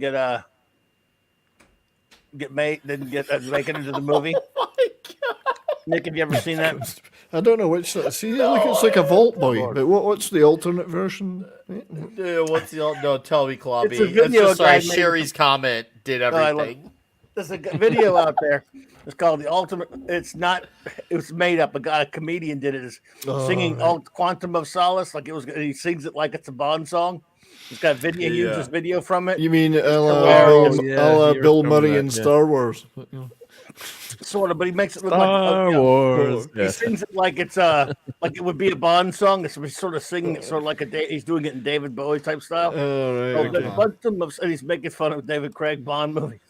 Daniel, I'm gonna have to watch James that. Bond Yeah. movies. I gotta find the link for you. You gotta see it's hilarious, dude. Oh It's no, funny. please send it to me. Please send it. I will. So here's another one. Keely mentioned, and yeah, I know I mentioned Hey, this Kentucky before, Fried but- Chicken. Look at Kentucky Fried Chicken. Jeez. Look Dude, at the old, that- the old Can we KFC. mention? I miss architecture like this and designs and building, not just because they had the classy like old school look, but because they really stood out. Like when a KFC was made, it was designed to look like a KFC. Now, when you make a new KFC shop, it's just some standard building where you slap Square, the logo on it. brutalist building. Yeah, Yeah. square. Yeah, but standard you're really building. telling me that the fast food place needs a big sign to get your attention? Just kidding. Yeah, dude. Well, how See, about that would the be- old Pizza Hut if- with the giant hats on it? The old Yeah, Pizza Huts with I the remember hats that. on it? If You Nick couldn't had find a time pizza travel, he without would it. go back in time to the first fast food joint and he'd work his way forward from there. He'd go to every one of them. Did everyone? Yeah, you got to go to the McDonald's in Florida. Dad That's was right. telling You'd us have to about go to the this first one. Yeah. that has pizza. Oh, I'd go to the McDonald's, the Orlando. first one in Des Plaines of Illinois. That's where I'd go at the first McDonald's. Displays. The first McDonald's. I like No, this. but yes, Keely. I know I mentioned this on an episode, I think not so long ago. We did do The Rock for a much earlier Toxic Tuesday. And yeah, my buddy RC from the NYC sent me an awesome video on the theory of that. RC, if you're out there listening, dude, thank you for that clip because I had heard stuff about it on and off throughout the years. But when I watched that video, I was wholeheartedly convinced that The Rock was his final Connery Bond movie because holy crap, did everything line up with it. I'll try to dig out for it. If any of you are following me on Gilded or on Twitter, I will post it on there when I find it. But holy crap, does it line up? It Yeah, it straight does. up does. It does. It's so good. Who's not So wrong? damn good. Ooh, what would you? That's what it is, Clubby? All right, I'll check that out later. Awesome. Hi, PA, shaking off. So we clearly have a bit of a dividance on the Craig stuff here in the chat. That's good. I don't think it's all bad. I did like Casino Royale. I like most of Skyfall. Casino Royale had a kick-ass theme can't song do as well. Chris Skyfall. Cornell. For me, that was just watching a Bourne movie and Yeah, they're Bourne movies. They're not Bond movies. Yeah, it's not a Bond movie. That's my and I get, yes, Bond movies did hop on, go through the times a little bit throughout the times. I get it, but still they felt like Bond. That didn't feel like Bond at all. And when especially you're trying to root it in reality stuff, that was already coming hot off the Dark Knight stuff, and that's just the last thing I needed to my That's the separate my life goal. was more realism, more of we need this to like feel like we are in this type of thing. It's like, bro, shut up. You guys freaking neutered Bane. I know, not them literally, but I'm just saying movies in general did. That's all I'm trying to get at. So, and yes, I get all the stuff about Quantum. I know it's misunderstood, whatever. I don't like Quantum, but I'll drop it because we don't need to go on about it because we have a great hay fight. Here and he this is, where you just see about to find how much Pushy galore it can really fight. is. How much is a galore? Galore. I mean, how much is it? I don't If you know. measure galore, how much is it? How much is in a galore? Pussy's got fight. Pussy's got Is fight. it bigger than a Google? Is it bigger than a Googleplex? A galore. Well, considering that it's actually men in the outfits, do you want to mention how big those pussies are when it's men? He does. He's just like, oh, tell me more. He had the Mad Mardigan look. Oh, dude, look at him look right there. He's all in on. Just I'll link for you I hope guys they later if you realize. want to see it. I hope they realize that hay is covered in shit. Yikes. No, James Bond Oh, is such yeah. a good secret agent. He knows where to avoid the manure. Pushing me. He knows where the shit is ahead of Yeah, he time. knows. Isn't there a joke about something about Dom Perignon in this movie? I don't know. No. He always Something- I throws. don't know. He Well, makes they a Beat- always talk about he makes what a year is Beatles better. joke. He makes a Beatles joke. Yeah. He does in make a this Beatles movie joke. Yeah, about how you can't listen to them without earmuffs on. or something. I didn't appreciate that either. I but, don't yeah. appreciate that. No, it's Bond's weakest moment. Yeah, what's wrong with you? At the time, they were very new. So. Yeah, I guess they were seen as not clashy enough. They were for the kids back then, remember? Yeah. They were for the kiddies. And they had Jimmy Page playing on their music, so they didn't need, He even Maybe made a a pop Beatles man. reference. I did because Bond was not He a did. fan of the Beatles too. That was much earlier right. too. He's not. He doesn't He like. did he make don't a like Beatles those reference. Beatles. He don't You like can't them. listen to them without earmuffs. Yeah. I like a bit of muff when I'm listening to music. Yeah, you know, he was Little muff. he was being an old fogey. Even Bond could be a boomer, I guess. Yeah. Yeah, see, it happens to the best of us. See, there's typical American military, lying down for a sleep in the middle of the day. Yep. Having been in the you know British what's really forces, you cool see, about the opening song, I forgot to mention earlier, when Shirley was doing the theme song, she was singing as the credits were going on in front of her, so she could match like the vocal stuff. So I'm like, bro, that's damn cool. Yeah, And she I had to know, hold the final note. Yeah. Well, she's a Goldfinger, man. She's got it. She's Yeah, got the those finger. horns and that are brilliant. That wow, wow, wow sound, wow. Yeah, Daniel Craig never. Oh, now we seriously open up a can That's of right. worms that we can't undo. He was now. either retired or beginning. It was five freaking movies that were all about his personal life and his origin. They weren't even And done with his- his origin by the fourth movie. I hate those movies, man. I hate them. Sorry. No, it's okay. It's just like I've come to realize Daniel Craig is the Zack Snyder of James Bond movies. Yes, he totally is. You mentioned him, and he totally takes everything off the rails. Luckily, we've held the show together, and people are still being civil despite different opinions. Because anytime you bring up Zack, seriously, I want to wear one of those masks. See, if I had to wear that going out during the early days of the China virus, I'd have been cool with one of those. You see, I told you they were Vault Boys from Fallout. They're going into a vault. They're dressed like the Vault Boy with the blue and yellow. They're going into the vault. This is forerunner of Fallout games here. And they're about to set off a nuclear weapon. I mean, come on. The whole thing ties in with Fallout. Chafu! I will. So what kind of a command is Chafu? Chafu! You there, Chafu! Hank Scorpio, thank you for hanging out with us. All right, Hank. Good luck with Globex. Hopefully your company does not get burned down by your fire pack that That's you the had, joke. whatever that was. Good night, Hank.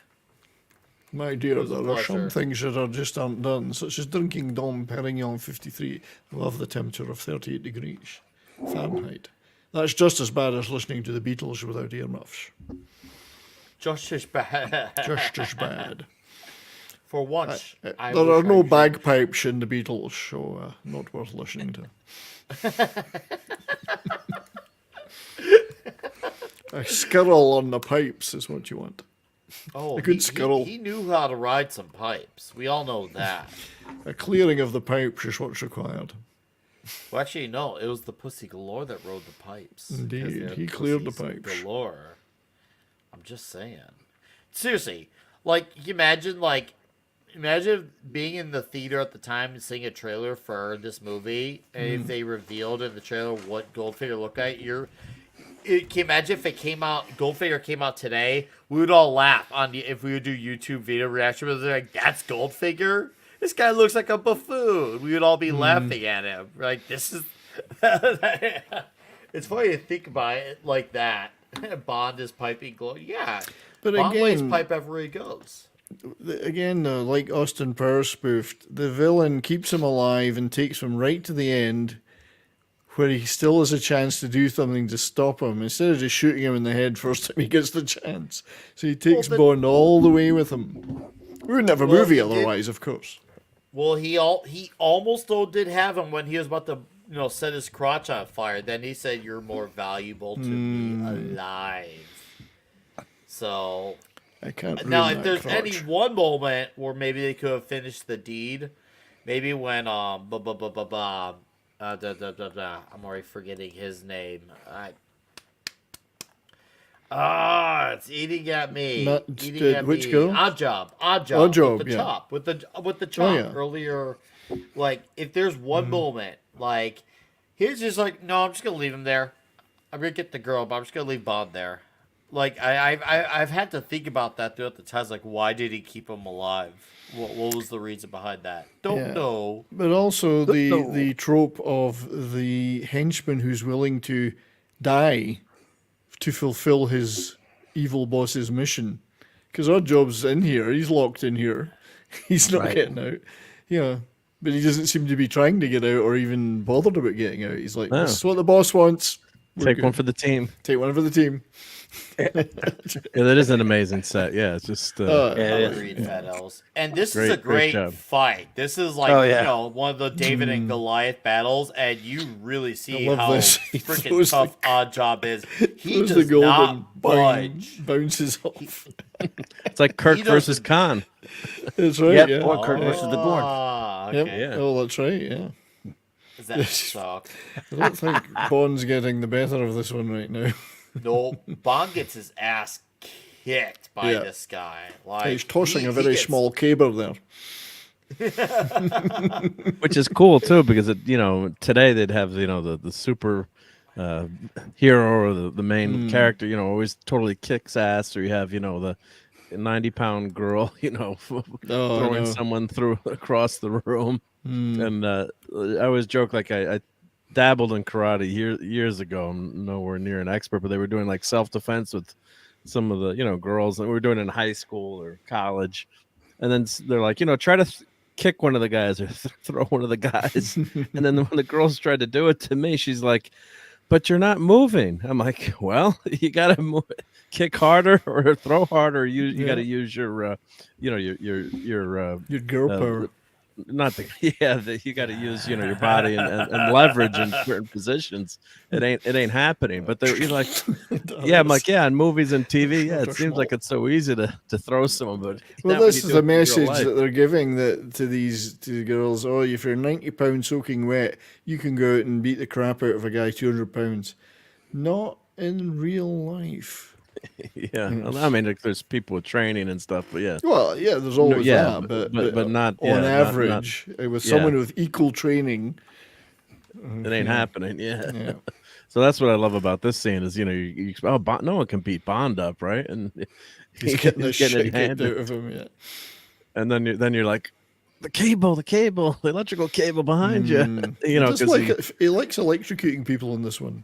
Got the guy in the bathtub. Yep. Right, the bathtub. Yes, you're right, Mark.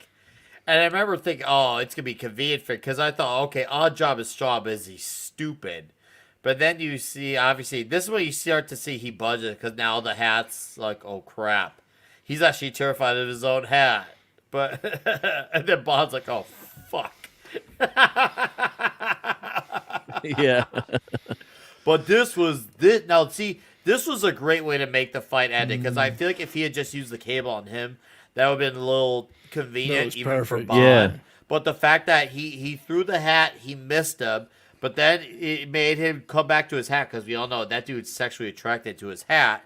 He then used that as opportunity to strike the bars, and that was perfect. I thought this was a very well executed, this felt right for me. This scene, like, this is how you saw that fight. You don't get Bond finding a way to somehow get a actual win. This is, he barely got out of it, and he had to do some extra dirty tricks in order to make it happen, because he knew that he was not going to come out of it clean. There's no way. He's got to use his brain too, not just. You give him a brimful of electricity. Oh, hey, High Culture Casino, right on time Did you just say that he was sexually attracted to his hat? Yes, he pretty did. much. Yes. That. Oh, jeez, oh, Pete. There's a number of things you can do in a hat, I'm sure.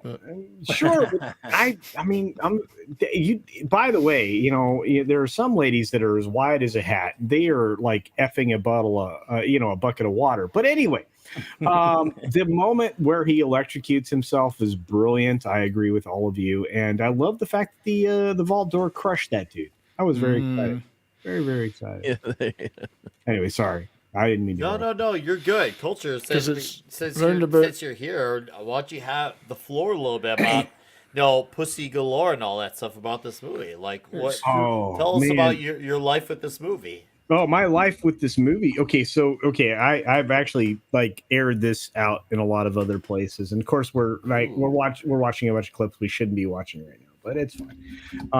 We should maybe pause should be hit, but I have to say this: I grew up watching Bond at far too young an age. My grandfather guaranteed that I would be screwed up for life in my, insane masculinity because of these films. And so this one to me is like, oh, well, this is normal. I was like, oh yeah, this is how dudes are supposed to act. And, he's trying to disable this bomb. He's got no clue what's going on. Pulling something out of random is going to be a bad move. He tries to slow down the dials there. Of course, we had no concept that what was actually happening here and no idea that it would actually, result in something positive or negative. But to me, this movie was everything. Diamonds Are Forever is definitely one of my favorite films. I definitely have to be here for Diamonds Are Forever. You're in. To be honest with you, you know what? I'll bring the boss. Wait. My first movie. Yeah. I will bring the boss in for that one because that is her favorite film. That is her favorite Culture. film. Thank you, because I thought I was the only one that loved that movie. It was the first Bond movie I saw in the theater in 1973. Yeah, and in all honesty, right? We just saw the moment there with the bomb disabled. Yeah, and it ends at 007. And again, every single one-liner in here is delivered perfectly, even before all of this. Of course, you guys probably already went through it all.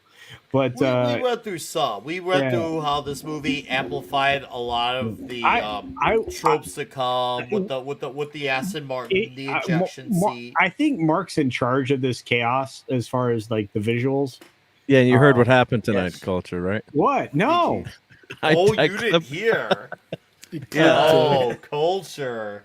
We got to fill you in on what happened. What happened?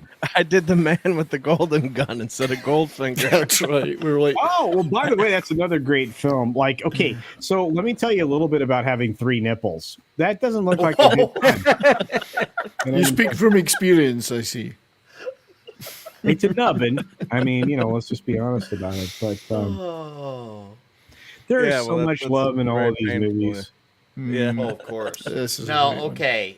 This is the part where I wish I had Dustin here, Keto Simple Dustin, because Dustin knows guns, and because Connor mentions the moment about, hey, it's not wise to shoot with that gun. Now, what happens if you shoot the guy? Like, will that still affect the plane if you just shoot the guy? Like, as long as it doesn't go through him. He has got a golden gun. Well, but no, honestly, it depends on the load. The load that you're shooting, because God, I'm sorry, that's what it's called. True. It's a semi-wad cutter, right? You guys suck. Anyway, it's not going to cut through the plane. You know what? You guys don't know anything about guns. Anyway, no, Culture's got the right terminology there. Yeah. I'll vouch for him. Yeah, and so what'll happen is, like, it'll just if you have something that isn't necessarily just full on gunpowder and get it like target shot. Yeah, the load indeed. It will like determine what's going to happen. And as you see there, if not, things go badly. An Octopussy here. I mean not Octopussy, but Pussy Galore in this case. Sorry, there was a lot of pussy in Bond. Just saying. Don't say Electro-Pussy. Yeah, I'm sorry. Yeah. Pussy Galore there. She's a great pilot. I mean, she had a flying circus.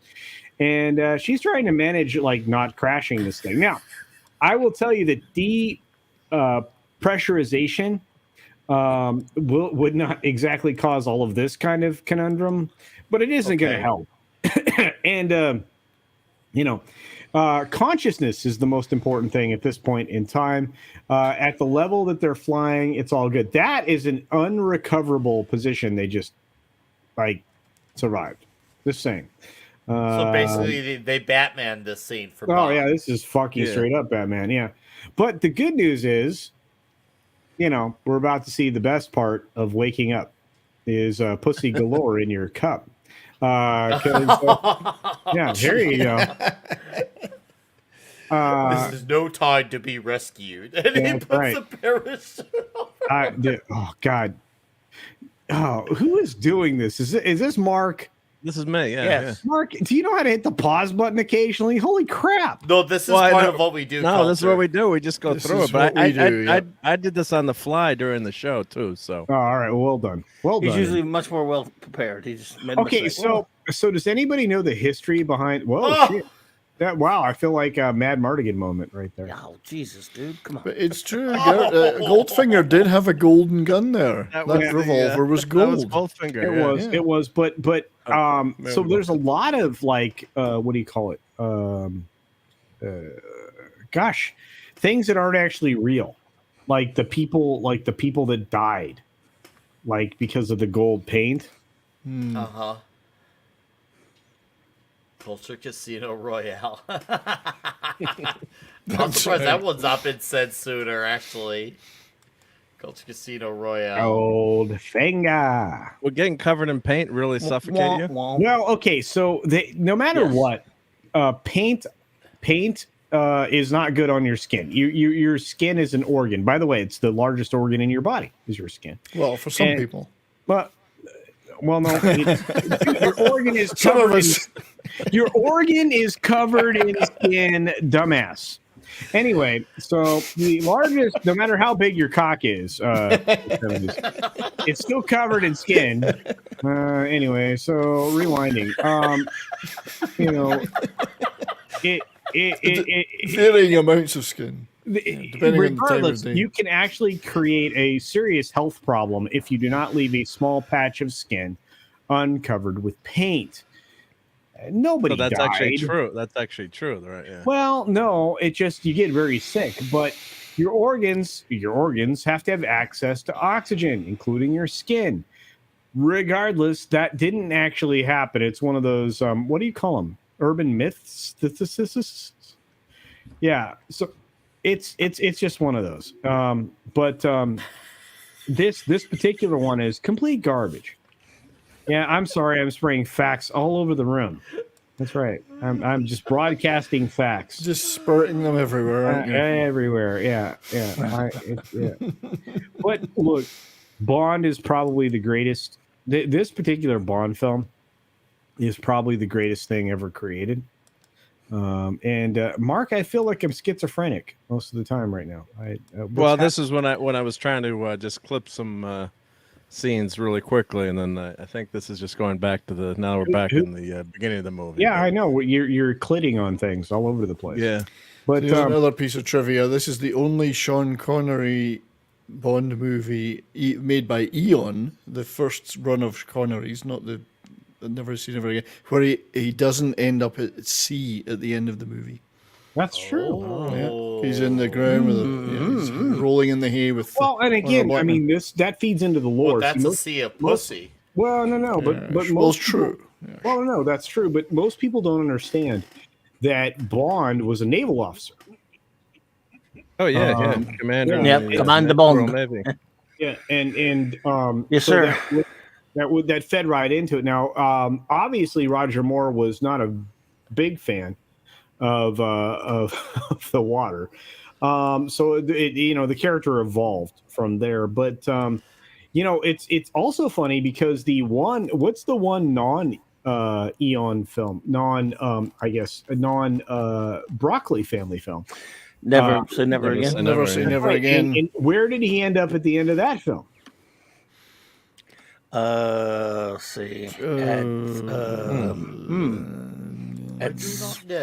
I'm trying to remember. I've been watching it many Not in the times, house but- club, right? Yeah, No, the beginning. The beginning was the massage, right? Yeah. At sea? Probably at sea. But no, he couldn't have because. Jeez.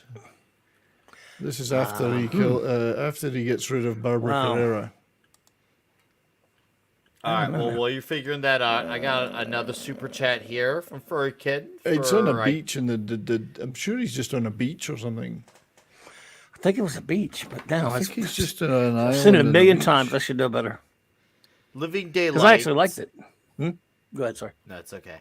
Living Daylights, it signified a schismatic change in Bond. Aha, grace, and was a major shift, and we looked upon it and it was good.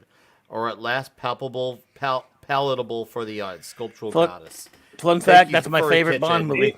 It actually featured, okay, I'm going to let you guys off the hook. It actually featured the smoking hot Bond girl who was played by who? Kim Basinger. Diving into a swimming pool at a beach house. Okay. Beach house. All right, there we go. Nice. But yeah, Living Daylights is actually my favorite Bond film. This one being my second. And Living Daylights. Wait a minute. I reference love you. to Aha. I did the theme song. Go ahead. I know, but I love you passionately. I just did hear you. I'm sorry. Say that one more time. The Living Daylights is what?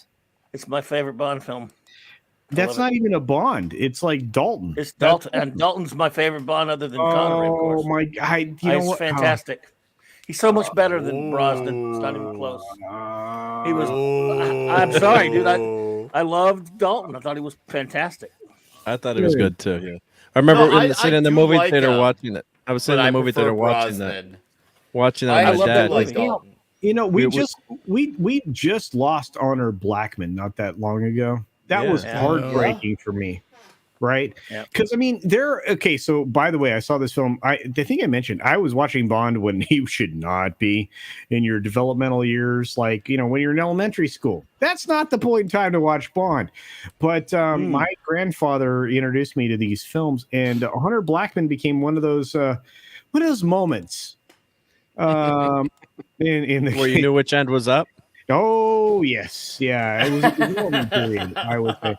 And it's funny because I show probably one of the most important things that have ever been gifted to me was done by one of the people who support us all.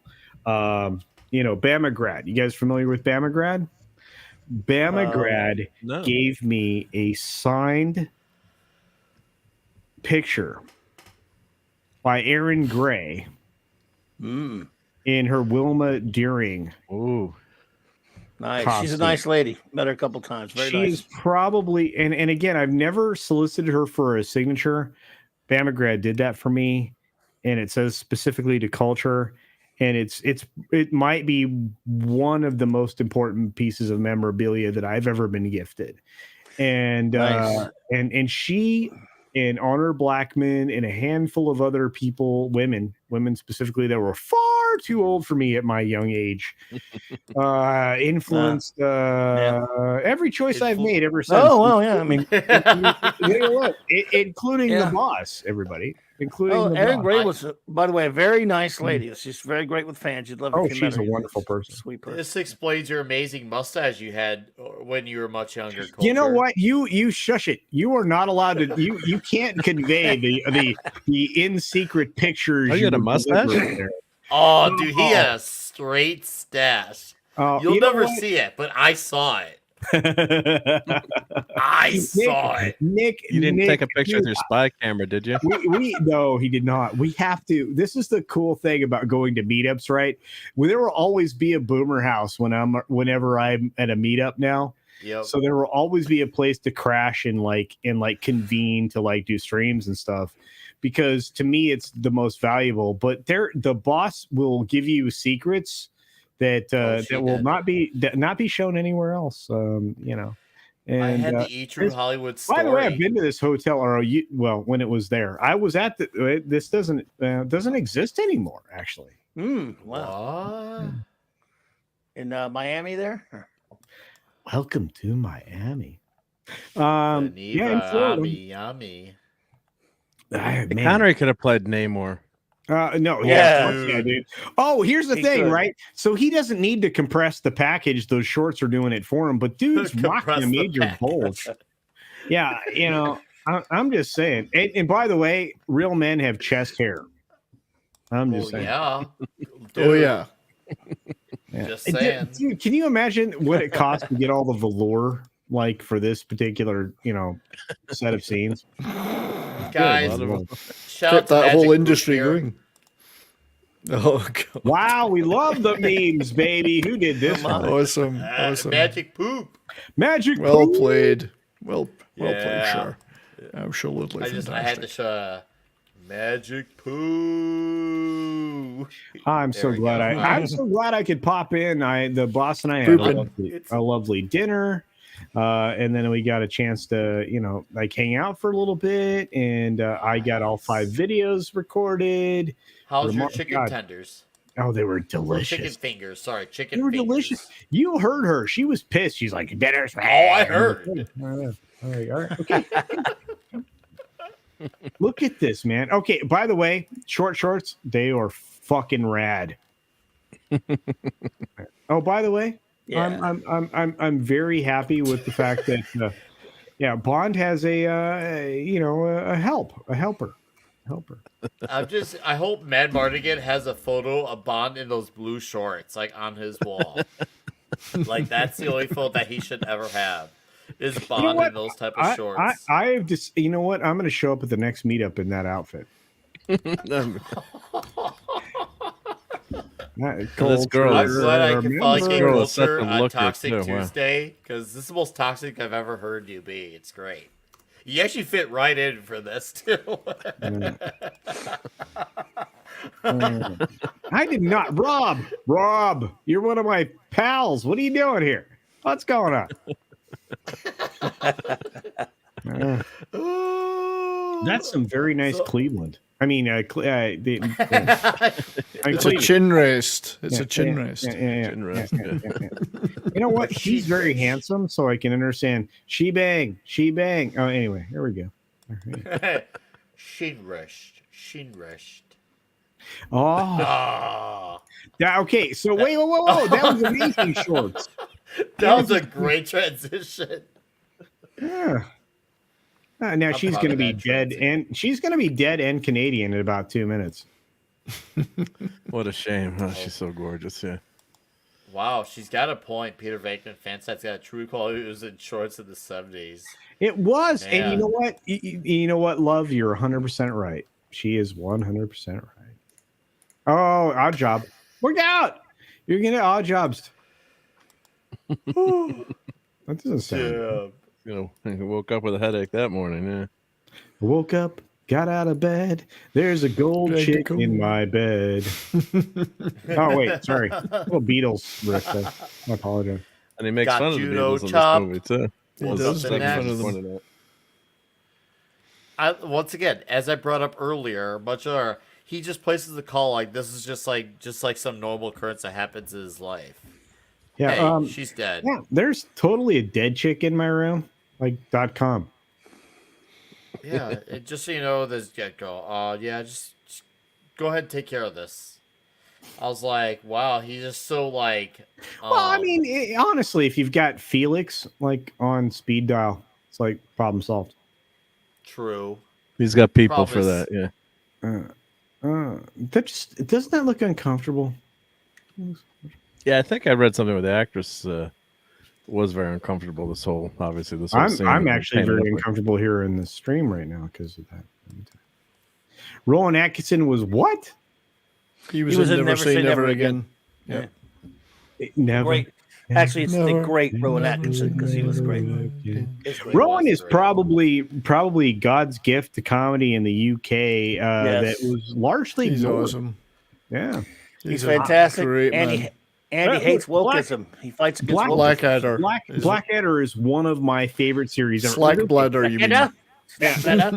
Okay, That's so here's great. the weird thing, right? So Love it. my biological father and I would spend weekends together watching stuff that, again, I should not have been watching, like, Monty Python's Flying Circus and Blackadder and all kinds of crap that, well, somebody of my age, like, 7 to 10 years old, should not have been seeing. So you didn't go into school that next Monday singing "Every Sperm Is Sacred," did you? Or Got in so much trouble. Because that would got me in big trouble in Catholic school. Okay, so I'm like spam, spam, spam, spam, spam, spam, spam, spam,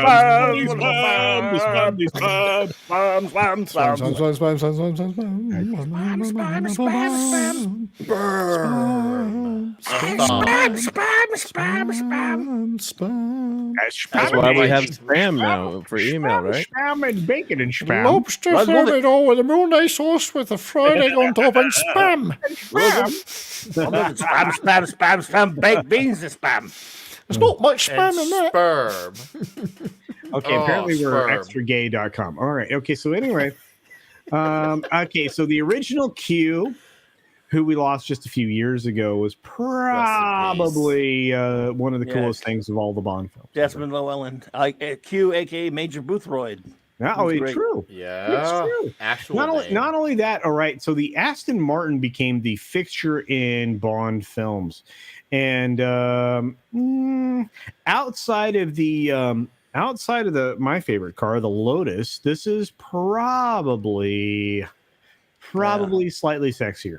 Even though I prefer the Lotus Esprit or the Elise, but if you're gonna try to go Bond, this is a great car to do it in. I love it, but I do prefer the KAR 120C Lotus. Really? The Prisoner. I know, but really? What's the Prisoner? It's the greatest show That's ever a great made. So car. I love it. Yeah, but it's got. I know the Aston Martin's cooler. But it can't turn into a submarine, can it? And also, it was one of those weird. It's not quite an X body, which is what most of the Lotuses were designed over. It just. I feel you. Yeah, but number 6 built it himself. So I know, but still, it's just. I'm just throwing it out there. You really mean it. You know what? This is why I love these people. We get to talk about geeky shit. This was overdue to have you on here. It feels like it was worth the wait. Yes. Yeah, man. I wouldn't. I can't believe we're doing this all over again. How many times have we watched this film? Well, by the way, we're catching up. I watched the wrong movie, you can have so some input.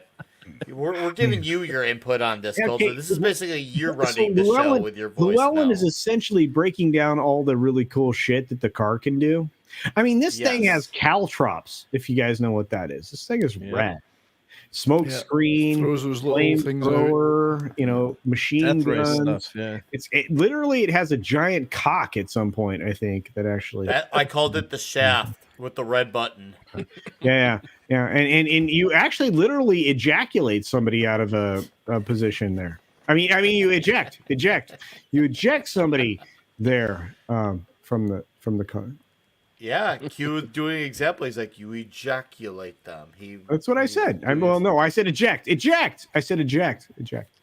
Well, that's my corgi on the screen there that I had as a kid. That's right, Keely Chow. We get to talk about good movies that men like. No, Mark, we can as far as rerunning it. Let's do it up to the crotch scene. What? Okay, so Brian, you want to go to the crotch scene? Okay. More Scottish than golf?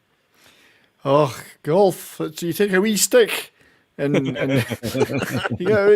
put that thing in a hole, and it's very Scottish. We invented it, of course. Yeah, and we perfected it here in the United States. Yes, but it's still ours. No, it really isn't. We kicked St. Andrews, the whole it's beautiful why place. Course always look like dog shit on television. Because it's windy and wet there. It's a links course. How is it wet and brown at the same time? I'm like, that thing sucks ass. Whoa, that's why it's such a challenge. Wet and brown. It's hallowed ground. Let's see if I found the crotch here. It's definitely hallowed ground, and we call that an asshole. It's hollowed ground. Perhaps. Yeah, hollowed out. I'm not a big golfer, funnily enough. I play, but I'm not. Wow. I'm not that into it. No. Oh well, I am, and I've played with Scotsmen, and they suck ass at it. It's like you guys invented this shit. Why aren't you better? I don't because we only get to play it for 2 months of the year. The weather's so shit. So, Culture, what were your favorite scenes in this movie? Give us. I'm not two of your favorite right scenes. here is a great one. Holy shit! Okay. I don't expect you to I don't expect you to talk, Mr. Bond. He I liked the expect you to scene die. with. I think culture likes the scenes that Sean Connery's got his shirt off the most. No, actually, I'm more partial to anything with pussy galore in it. I'm sure you are. Pushy. Absolutely. No, Good thing he's not wearing a kilt that would have caught on fire a lot sooner, right? Right, 70s? Yeah, oh no. Wow, that's a strong take there, bro. Strong take. The kilt's made of strong material. Yeah, and this is good because he was wearing trousers and not the fucking skirt thing that y'all wear there. If he was wearing a kilt, this movie might have been a bit of a flop. I'm going to say this. I still think wow, a flop. I still think the aerial scenes are the most impressive. Okay. You know, What, like a television aerial or a car aerial? you suck ass.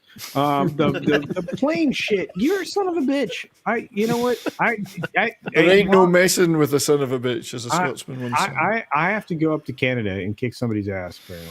You're welcome. We have a I was bedroom almost here. a fire crotch. Yeah, We I can don't lock expect you in the basement. I don't expect you to talk, Mr. Bond. Bring your own skin cream. Whoa. It rubs the lotion on. Here are the keys to the basement. Yeah, watch out. Pussy galore. Yes. Splendid. Pushy.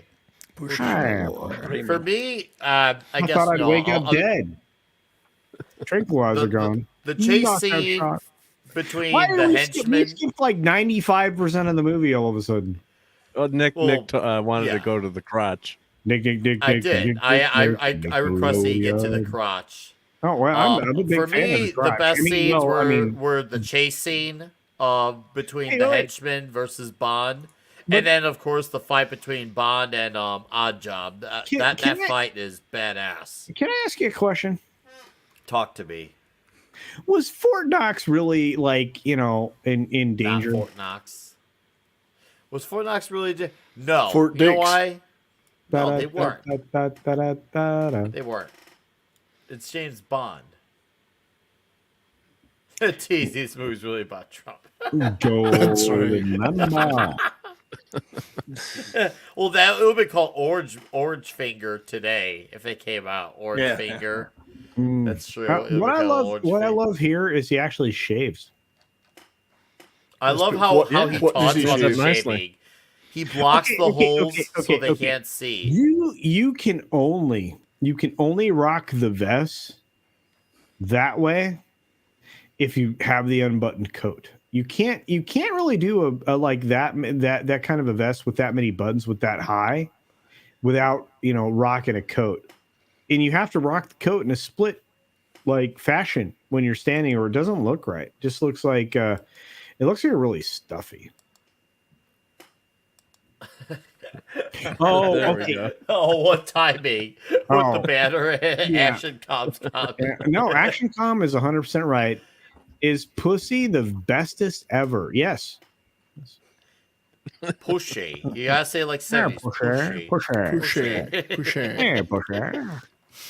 Hey, Keely Chow, when we do a Pierce Brosnan month, we will. Probably somewhere way down the line. Well, We will obviously we'll talk about Tomorrow Never Dies because that movie had a Mark Zuckerberg type of villain in it, and that shit was weird to watch in retrospect.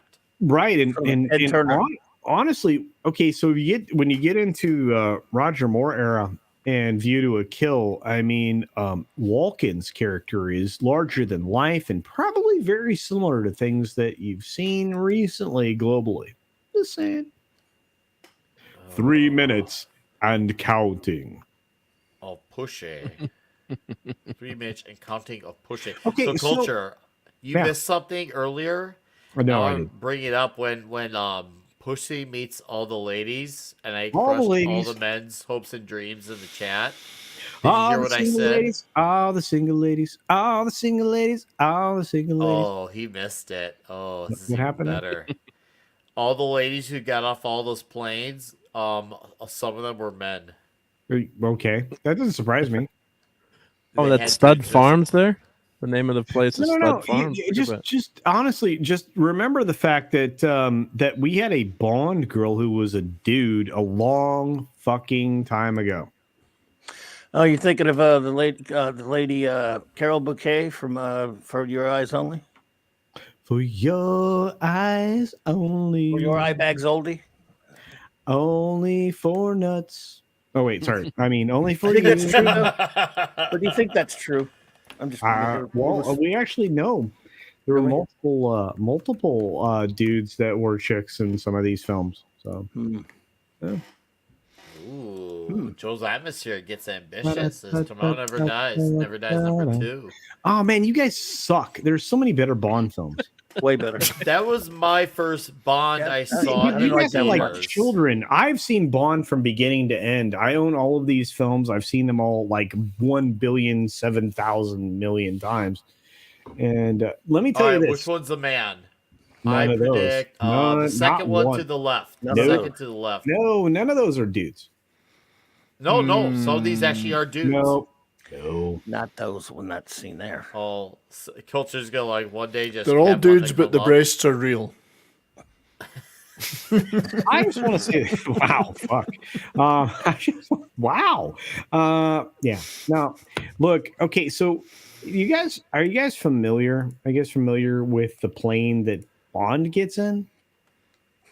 Oh yeah, the president plane where he's supposed to see the president ends up being Goldfinger in there, or the other one, or the one. By the way, this is a stud ranch. Just because it wasn't too on the nose by saying that. By the way, and culture would know because he is a fluffer. No, that's what it was fucking called. You dick. He's a fluffer by trade. Here, you want my hat? Horse penis. Horse penis. I'll take horse semen for 500, Alex. Man, I don't have enough. You know what? I need to go get drinks. If you guys are going to be ridiculous, I got to get beer. Well, dude, you're in a panel with one of your Dick's Division alumni. Of course, we're gonna get frisky on here. Why were we told? Now I'm fighting the. I owe each of you 1,000,000 golden bullion. Yeah. By the way, this is a fucked up pool table. Dude, yes, it is. It's so weird that like he has such a end of the world villain plot where he has to make a little like micro. Yeah, dude, this is like the original like Klaus Schwab, and like we've already seen like fucking George Soros here. All these motherfuckers are having a bad day. One of these guys is a Gates, the other's a Biden, the other's a Zuckerberg. Oh yeah, you've got Macron in there. I didn't say Macron, excuse me. You've got Trudeau. You got some other motherfuckers in here that are just fucking douche nuggets. I love to see it, Bob. He does his look. He gives it a smile, like he's gonna give him the diddly. Well, what I love is because he gets his attention. He does the same pattern, and then he does, oh fuck you, and the guy's like, where'd he go? He gave him that look, like he was gonna give him the diddly, and then he does diddly. Classic blunder. No! I made a mistake, and now my old-fashioned war gun thing is going to be pointed at my face, and then I'm going to get. It's a Yahtzee gun, actually. Well, I wasn't going to say that. What's up, JT? That dude did not. You know what, you guys? That's a fucked up shit right here. Anyway, whoa. Say hello to Mr. Winky. Thanks for being here, love. Well, the Swiss Army did use that gun too. So, well, many people actually use that gun. I actually have it. I'm not going to say that out loud. All right, Goldfinger is definitely the Schwab. He looks like he's got that "you will eat the bugs" look on him. I'm just saying. Yep. Oh, by the way, that looks much like Fort Knox. And he's got a foolproof plan, yep. Of course, back then, too, the United States, the currency was based on gold until we had Richard Nixon take us off the gold standard. Yeah, the minute we got pulled off the gold and silver standard, I was like, Federal Reserve. God dang it. Time to print. Did you just say you pulled off Goldfinger? Eat Clay. Clay, I have not had nearly enough drinks to be on this panel. Holy crap! He should. Why am I still here? I thought this was over already. I was just coming in for a couple of minutes, and now we're like all the way through the movie again. We basically are. No, we can definitely start sounding off on okay, so this is a beautiful point of like prop, right? He's using he's using a pool cue to point out shit like a pointer. I'm just disappointed he didn't have a toy train running around in that map. Oh, that would have been great. It'd have been great. Go ahead, chat. Sound off on your scores. Toxicity scores, greatness scores. Joe's atmosphere. I still got your score. This is like 1 billion on the toxic score, and number one reason, pussy galore. That's all you need is the name. I mean, she's right there. Look at, dude. Okay, back in the old days, chicks rocked a rack. It was amazing. They had the cross your heart like Wonder Bra fuck going on. I was like, God damn. We don't have that anymore. There's no pokey shit anymore. There's nothing that's perky. This lady's tits would actually put your eye out. Culture, they're not for you. Stop looking at them. Oh, I'm sorry. It's for the male gaze. They're not for you. Honor Blackman is one of the hottest chicks in the world. One of the hottest chicks in the world. She was. I can hear Beavis and Butthead.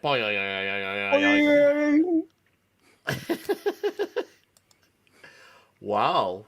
Okay, we'll read off on we already got a bunch of them here. So Joe's atmosphere, toxicity 10, overall 9. Darius Munchausen 10, radioactive 9.5, 9.5. Keely Chow 10. Yes. And then D-Bud for the barn scene alone, toxicity 10. Was she? I agree with that. Overall 10 out of 10. D-Bud is my age bracket, so dude knows. Dude knows. 10 out of 10. Yuknomino, Tox 8, overall 9. Rob Altus, Toxicity 10. Bong Girls, 10, overall 9.7. And then Big Salute. Her name alone adds 5 points to toxicity. So toxicity 10, greatness 9, sentient dildo, greatness 9.9 out of 10, pussy galores, toxicity 66 out of 69, short. Well played. Who wears short shorts? 10 out of 10. Toxicity 11, overall 10. TZ 9, toxic, overall 9, pussy 10. That's good. Oh, and well, the other scores that come out, and we had Furry Kitten here. Where the shit was it? For another $2, says Diana Rigg, Linda Thorson, and Joanna Lumley. Yeah, I'll say all of them. They're all great. But Diana Rigg's the best, man. Come on. That's probably true. Wow. So let me ask a question, Nick, because this is your show. Okay. Are you just going to go successively through all the Bond films? Because this is going to go on for a bit, man. Oh no! What we're doing for these few weeks. We're doing the Connery era, and we will. You sure no Roger Moore? We will do a Roger Moore era. Yes, Mark, hold on to that file. We will do it. And of course, we'll do a Dalton era.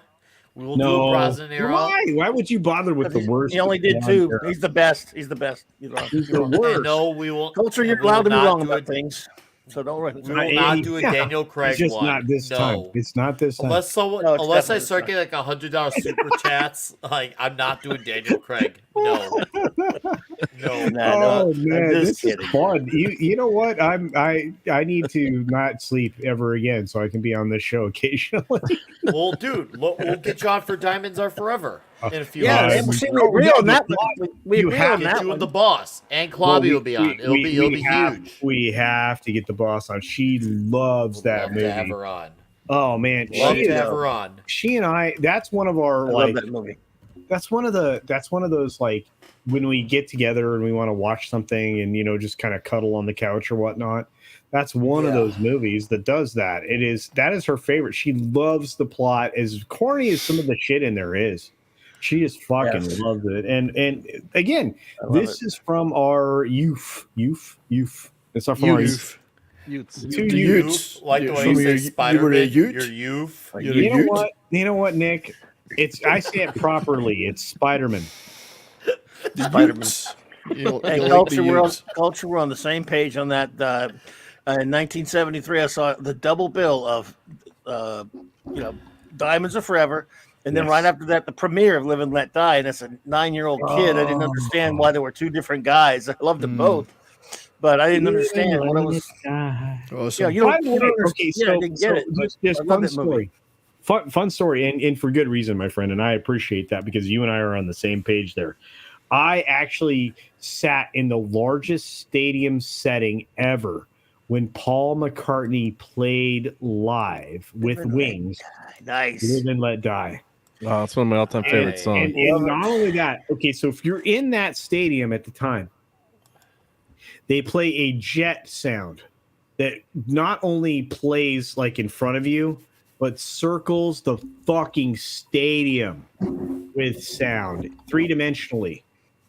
And then they go into that it was so amazing. In fact, he used, this was really cool because this goes back a long fucking time. He used a lot of stadium audio effects that most bands, even to this day, do not even employ.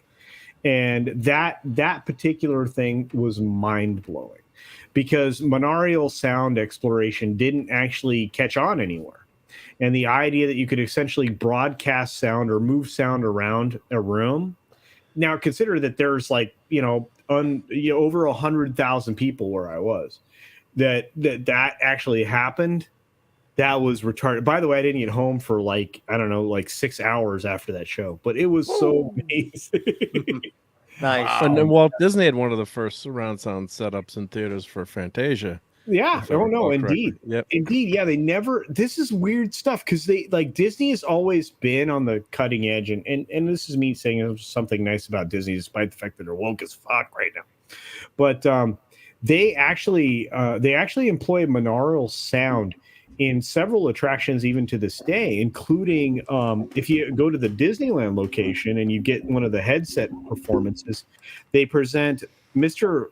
Lincoln, Great Moments with Lincoln, in monaural sound. So you will actually hear sound in both ears in a way that you're not prepared for. And most people go, well, monaural sound, that's mono. No. It's targeted stereo. It is completely different. It is a complete mind fuck. And it's one of the ways that they were able to fucking manipulate you in attractions such as if you guys ever went to Florida, the extraterrestrial experience prior to what became Stitch. In Tomorrowland, in Tomorrowland. Yeah, I think I was on that. They really fucked with you, and that concept to this day is still employed on attractions, just not in the same manner. Anyway, I'll shut up because I'm shit and we're talking about Bond, so I'll be quiet. No, you're good, man. I got a few more scores to read. Yeah. So, and we got Boosh McFadden, 10 out of 10 overall, 10 gorgeous blonde pilots out of 10, even though some were men. She ended the movie on her back, man.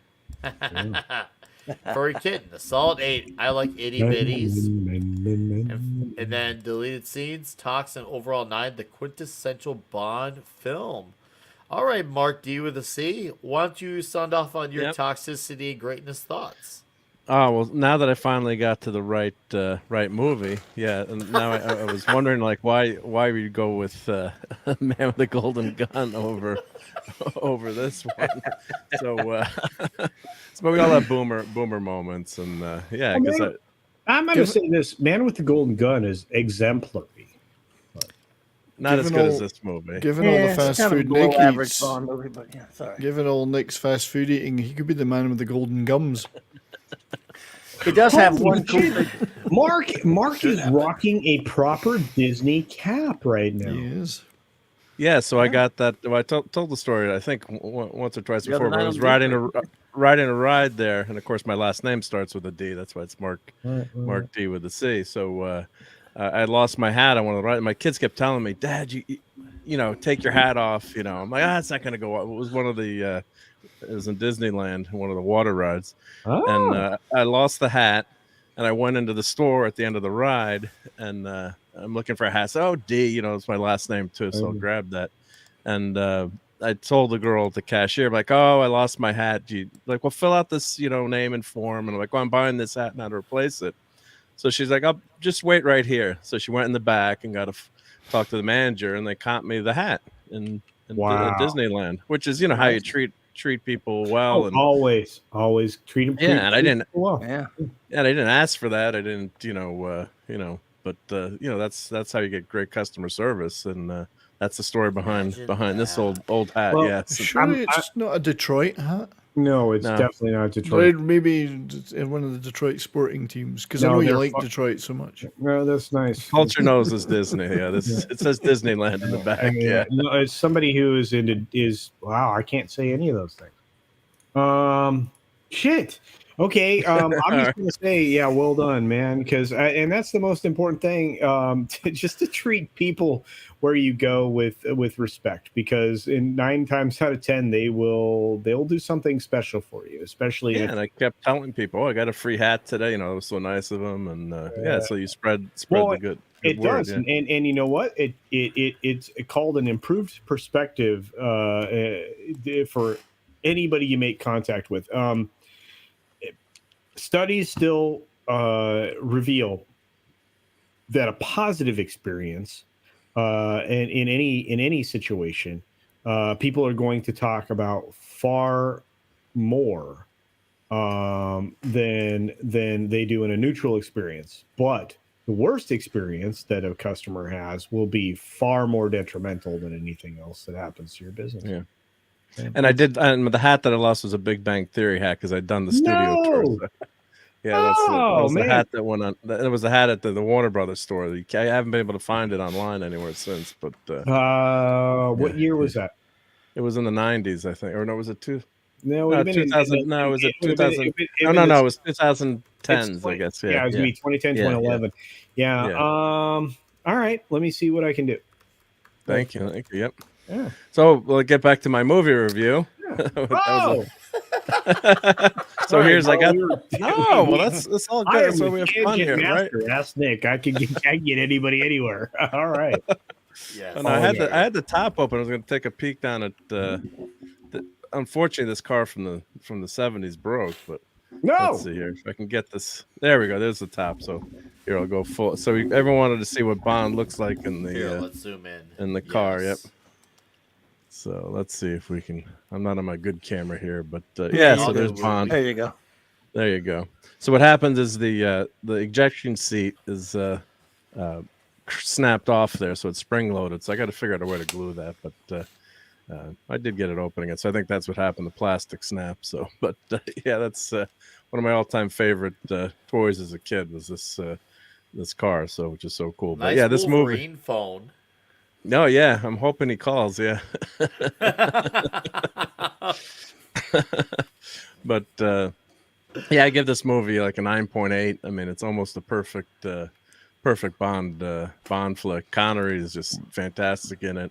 And now that I've watched it again, as we were doing the show, yeah, it's just a great classic villain with odd job. Just super cool guy, a great stick there, and he's looks scary. Not the kind of guy you don't want to meet in an alley at night. Yeah, so he's a good villain, henchman to go for Bond, and of course, Goldfinger is a classic villain too. So just all around, just a great movie. Toxicity, I give it a 9.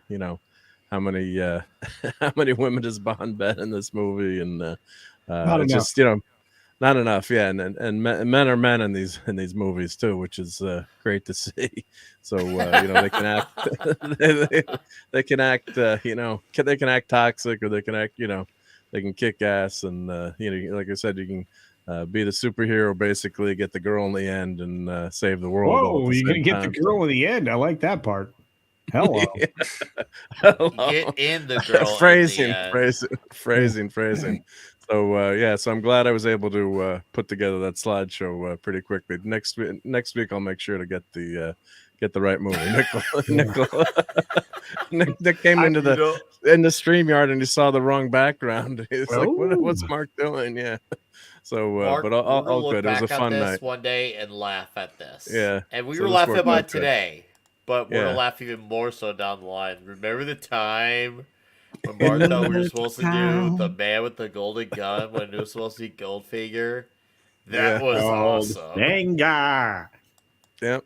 So, well, I got that movie ready to go now too.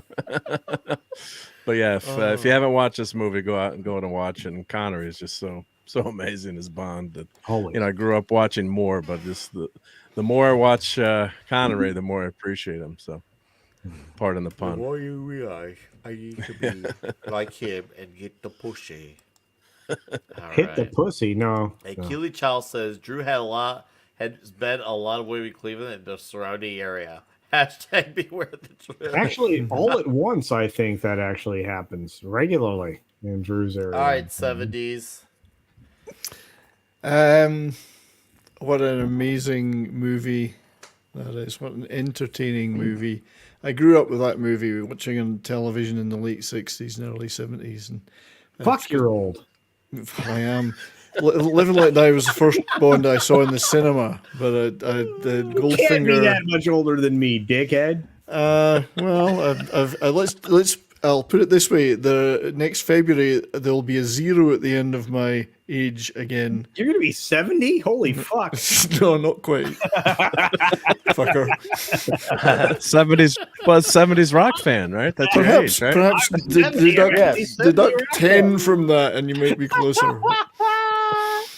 So Wow, I you're grew, fucking old. Holy shit! but my God, I'm well preserved. It's because I pickle myself, you see. So. Why? Your whole life. I have a huge jar through there full of vinegar. God, Well, in 20 years, and we're still doing this show, Nick. We dude, can all. your we wife can is all like, talk I'm about it. living with an embodiment of douche. What the hell is going on here?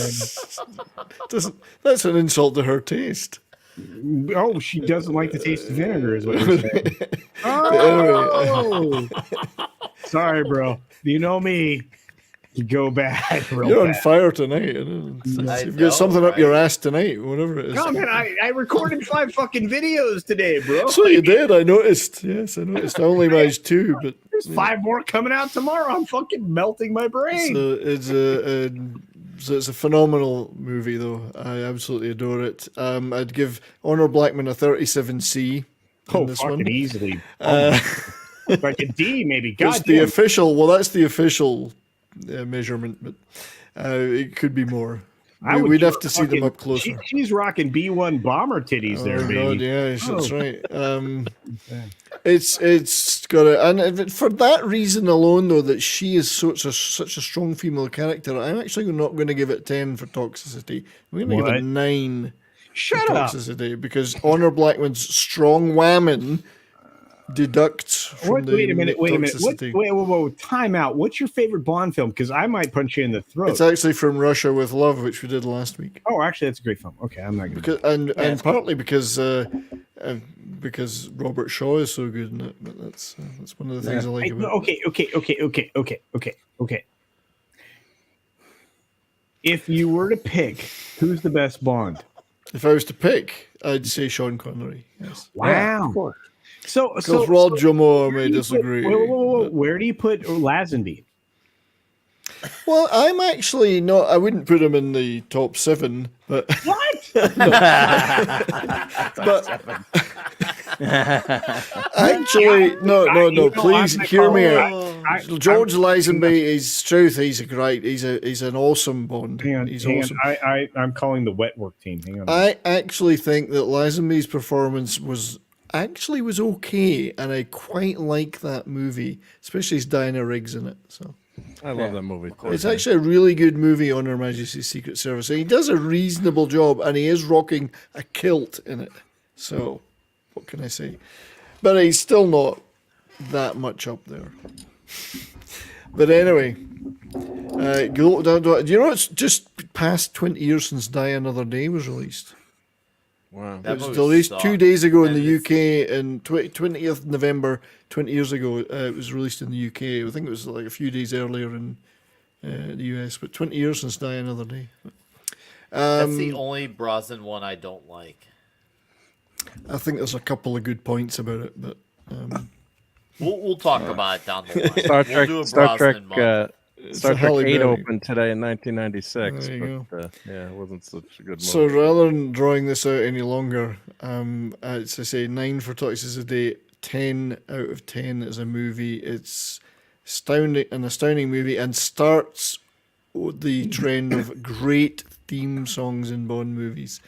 So I gotta give props to Shirley Bassey for this one, All right. even though she's Welsh. Huge. All right. Hey, they keep going with the Welsh because there's a Welshman next week. So Hi, Clobby. I know it's last Hey, minute, buddy. but thank you for coming on. Let's hear Well- your scores and your final thoughts. Well, love the movie, of course. It's a great one, and it's a wonderful film. One of the really, I think it really, I'm the same age as this movie. That's how old I am. Same age, and it is terrific. I give it a 10 and a 10. 10 for, of course, because it's one of the greatest movies ever made, in my opinion. Certainly the epitome of the Bond films. And then,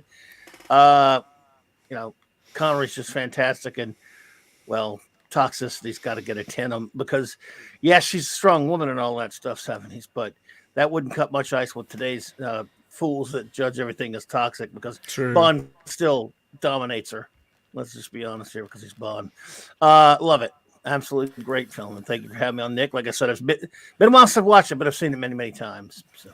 No, we'll get you back on for Diamonds Are Forever. Trust me. I would love that, 'cause Culture I and love the that. Boss. That is, you are a lock on thanks. for that one. Because I can't mostly wait. until I'm actually elated to hear Culture say he likes it, because everybody, I always have to defend myself to that movie. Every time I say I love it, people go, "Oh, it's the worst Bond movie." I hear nothing but bad things from most people about it, and of course, maybe I'm tainted because I was the first one I got to see, but I love it. I love Mr. Win and Mr. Kid, the weirdest assassins in all of movie history. Sorry.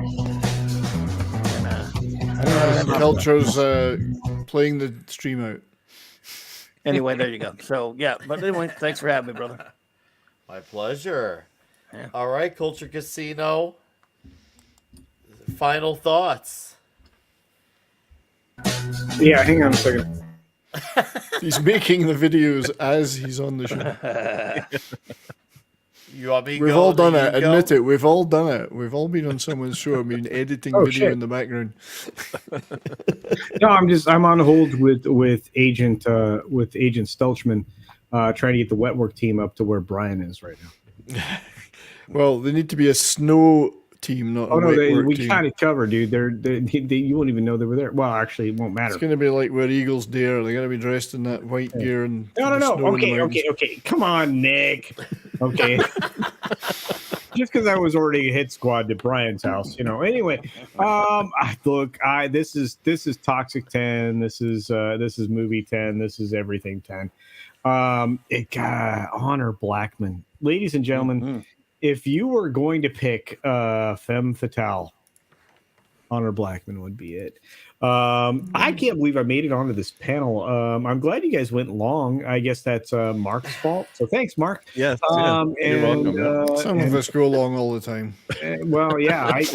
Hey, look, I hear both inches you've got rocking are effective. So Well, if you know how to use a micro penis, yes, it is effective. Hey, you and our friend Jed are in the same boat, brother. But unlike Drew, where you're just kind of trying he's to. nothing like Jed. Yeah, no, yeah. You gotta dodge that stuff. Sometimes, all of a sudden you're like, oh, it's Eclipse. No, it's just true. But anyway, I had a great time tonight. This is again one of my favorite films. In fact, almost all Bond films are my favorite, unless they have Timothy Dalton in them. And if you didn't have any like flaws, Daniel we would worry about Craig. you. I can't forgive that. I have Sure, if you didn't have any flaws, we would think you're I a have no robot, flaws. man. The best Timothy Dalton film was the most violent Timothy Dalton film, Living Daylights. That's probably the only one that's acceptable. That's my favorite. Yeah. And that is the Benicio del Toro that one? is honestly the most brutal Bond film ever. That's one that His other one was borders pretty on- violent, but yeah, I guess. No, it pretty is. violent, yeah. It wins. It wins. But beyond that, I have to say that still the best Bond's Connery, and there's no arguments. And Lazenby is second. Sorry, kids. You like I would Lazenby, really? almost Lazenby probably. Well, hang on a minute. If he had not like taken a giant flaming dump on Albert's patio, I mean, he didn't literally do that, but had he not basically told him to kiss his ass, he probably would have been Bond for a very long time. And he was very, very good at the character. He's probably the most physical Bond. If you go back and watch all the films, Lazenby was probably the most action oriented before we had an action hero. But we'll set all that aside and say 10 out of 10 across the board on this particular film. And we get to the Bond's favorite, the boss's favorite film, the boss's favorite Bond film. I think you'll be entertained because she is crazy for Diamonds Are Forever. Good. Oh, by the way, Cool. one of the hottest redheads in the world is in that film. Ever. Oh yeah, Jill St. John. Hashtag save gingers. Yep. Hashtag Jill save St. gingers. She was also in the very first. She was also in the very first Batman episode with Adam West. So go ahead. Yeah. Oh, by the way, of Catwomen, I still think Eartha Kitt's the best. Do you? Sorry. Well, again, too bad Julie Newmar really is the best, so, but that's okay. Right, Culture Casino. Thank you for your scores. Jesus. Hey, I'm sorry. Hey, leader of the pack guy people. Nick. Yeah, we got to hang out again. I gotta rent a content house and do dumb shit again. So we got to do that. Dude, I love hanging out. Nick's your real name. Nick's your buddy. Straight up, not to get all bromantic, but I loved hanging out with Culture and the Boss. It was so fucking awesome. Cock and all. Seriously.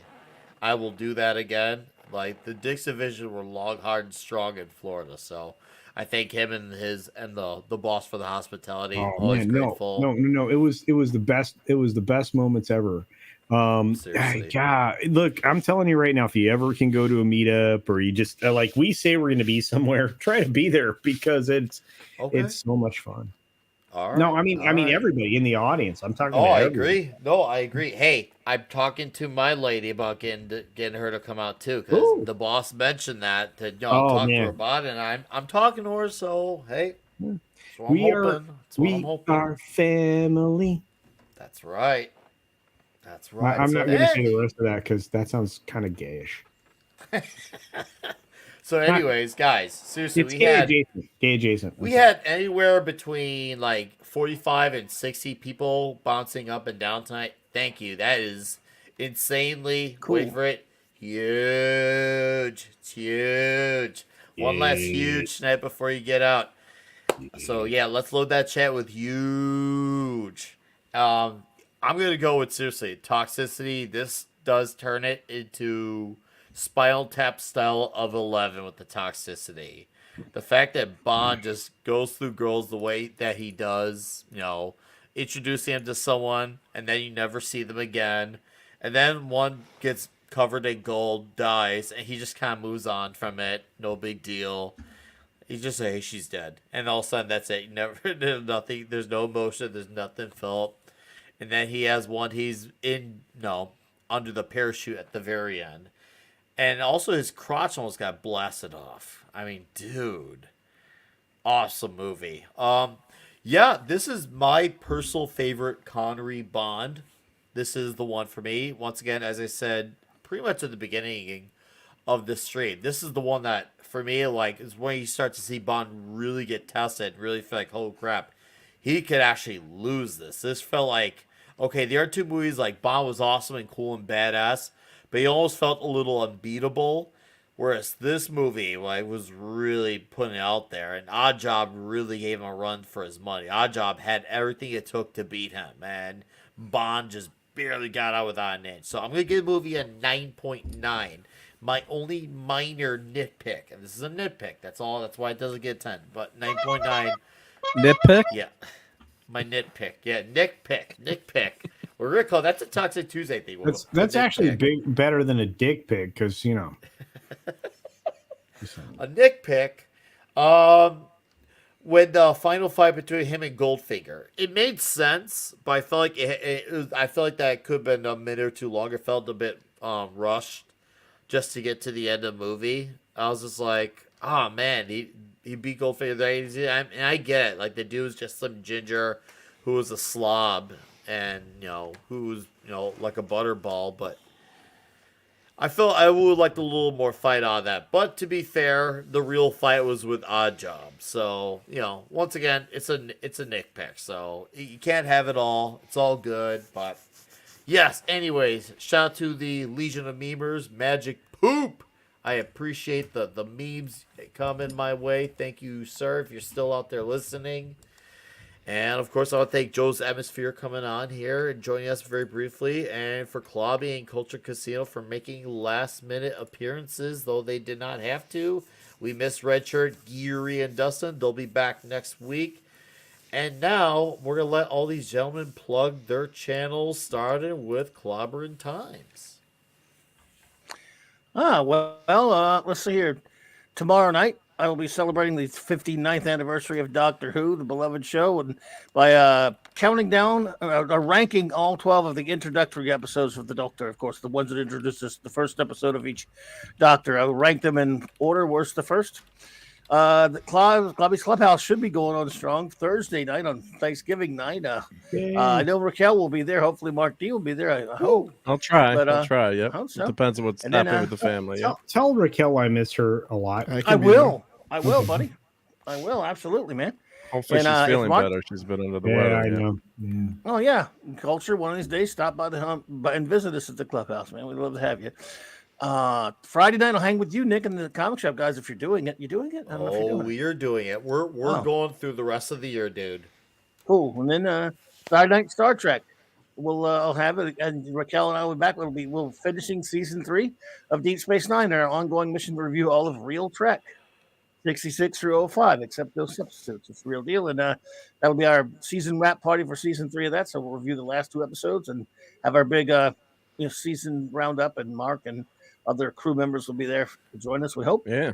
And so all those are 9 p.m. Central Standard Time, same Klobby time, same Klobby channel. So thank you for having me, buddy. Be great. And thank you all out there in the chat hanging with us. And good to hang out with my good buddies on the panel. And Culture, it's always a pleasure, my friend. Despite your differences over Timothy bonds, right? Look, I know Culture forgives me. I love Klobby forever. I love Klobby long time. I hang out with Klobby. He loves it like he likes diamonds are forever. Diamonds are for Klobby. Diamonds. Thank you. Yeah, buddy. Always good to see you, man. All right, man. Oh, D-Bud, we will miss you on Friday, but I totally get it, dude. No you D-Bud on show up Friday? for every single episode on the planet. I hope the night everything. off. I hope Go everything's party with good. your brother. Look, or your mother. yeah, Go party Happy with your- birthday to your mom. Yeah, That's happy awesome. birthday to your mom, Yeah. D-Bud. yeah. Let's definitely say that. Not only happy birthday to your ma, but just a giant celebration after Thanksgiving. That's an amazing thing, bro. Oh Yeah. Be thankful all around the board. My Hope goodness. you have a great time, D-Bud. It's a good Yeah, one. buddy. D-Bud's the man. The wrench of You'll be iron. missed, and he really is the man, but you have the best reason to miss. So Yeah. have fun, and I can't wait to hear about it next week, Yeah. sir. Yeah. Yeah, buddy. All right, Klobby. Thank you as always, sir. And thank you, you sir. once again for coming on at the last minute. We'll have you on Glad prepared to for be here, Diamonds my Are brother. Forever. When I know the Cool. exact date, we will do it, and it will be huge. Okay? Affirmative. Hey, did I ever Alrighty. tell you guys the story of how Chris Gore almost got me arrested? No. What? Okay, well, that'll have to happen on another That'll episode. have to wait. Yeah, I'd like to hear that one. Yeah. That's going to have to happen on another. Oh, I love Thunderball. Okay, sorry. Thunderball. So shout out to Joe's Atmosphere, who was on earlier, but put together this little promo for next week. So Oh, that is. Nice. Do you realize Very how well done. amazingly remastered that is? Wow. It does look Yeah. good, doesn't it? It does look good. Visually. Nice. Yeah. It's like Well, thank you, Joe. it's like Megatron.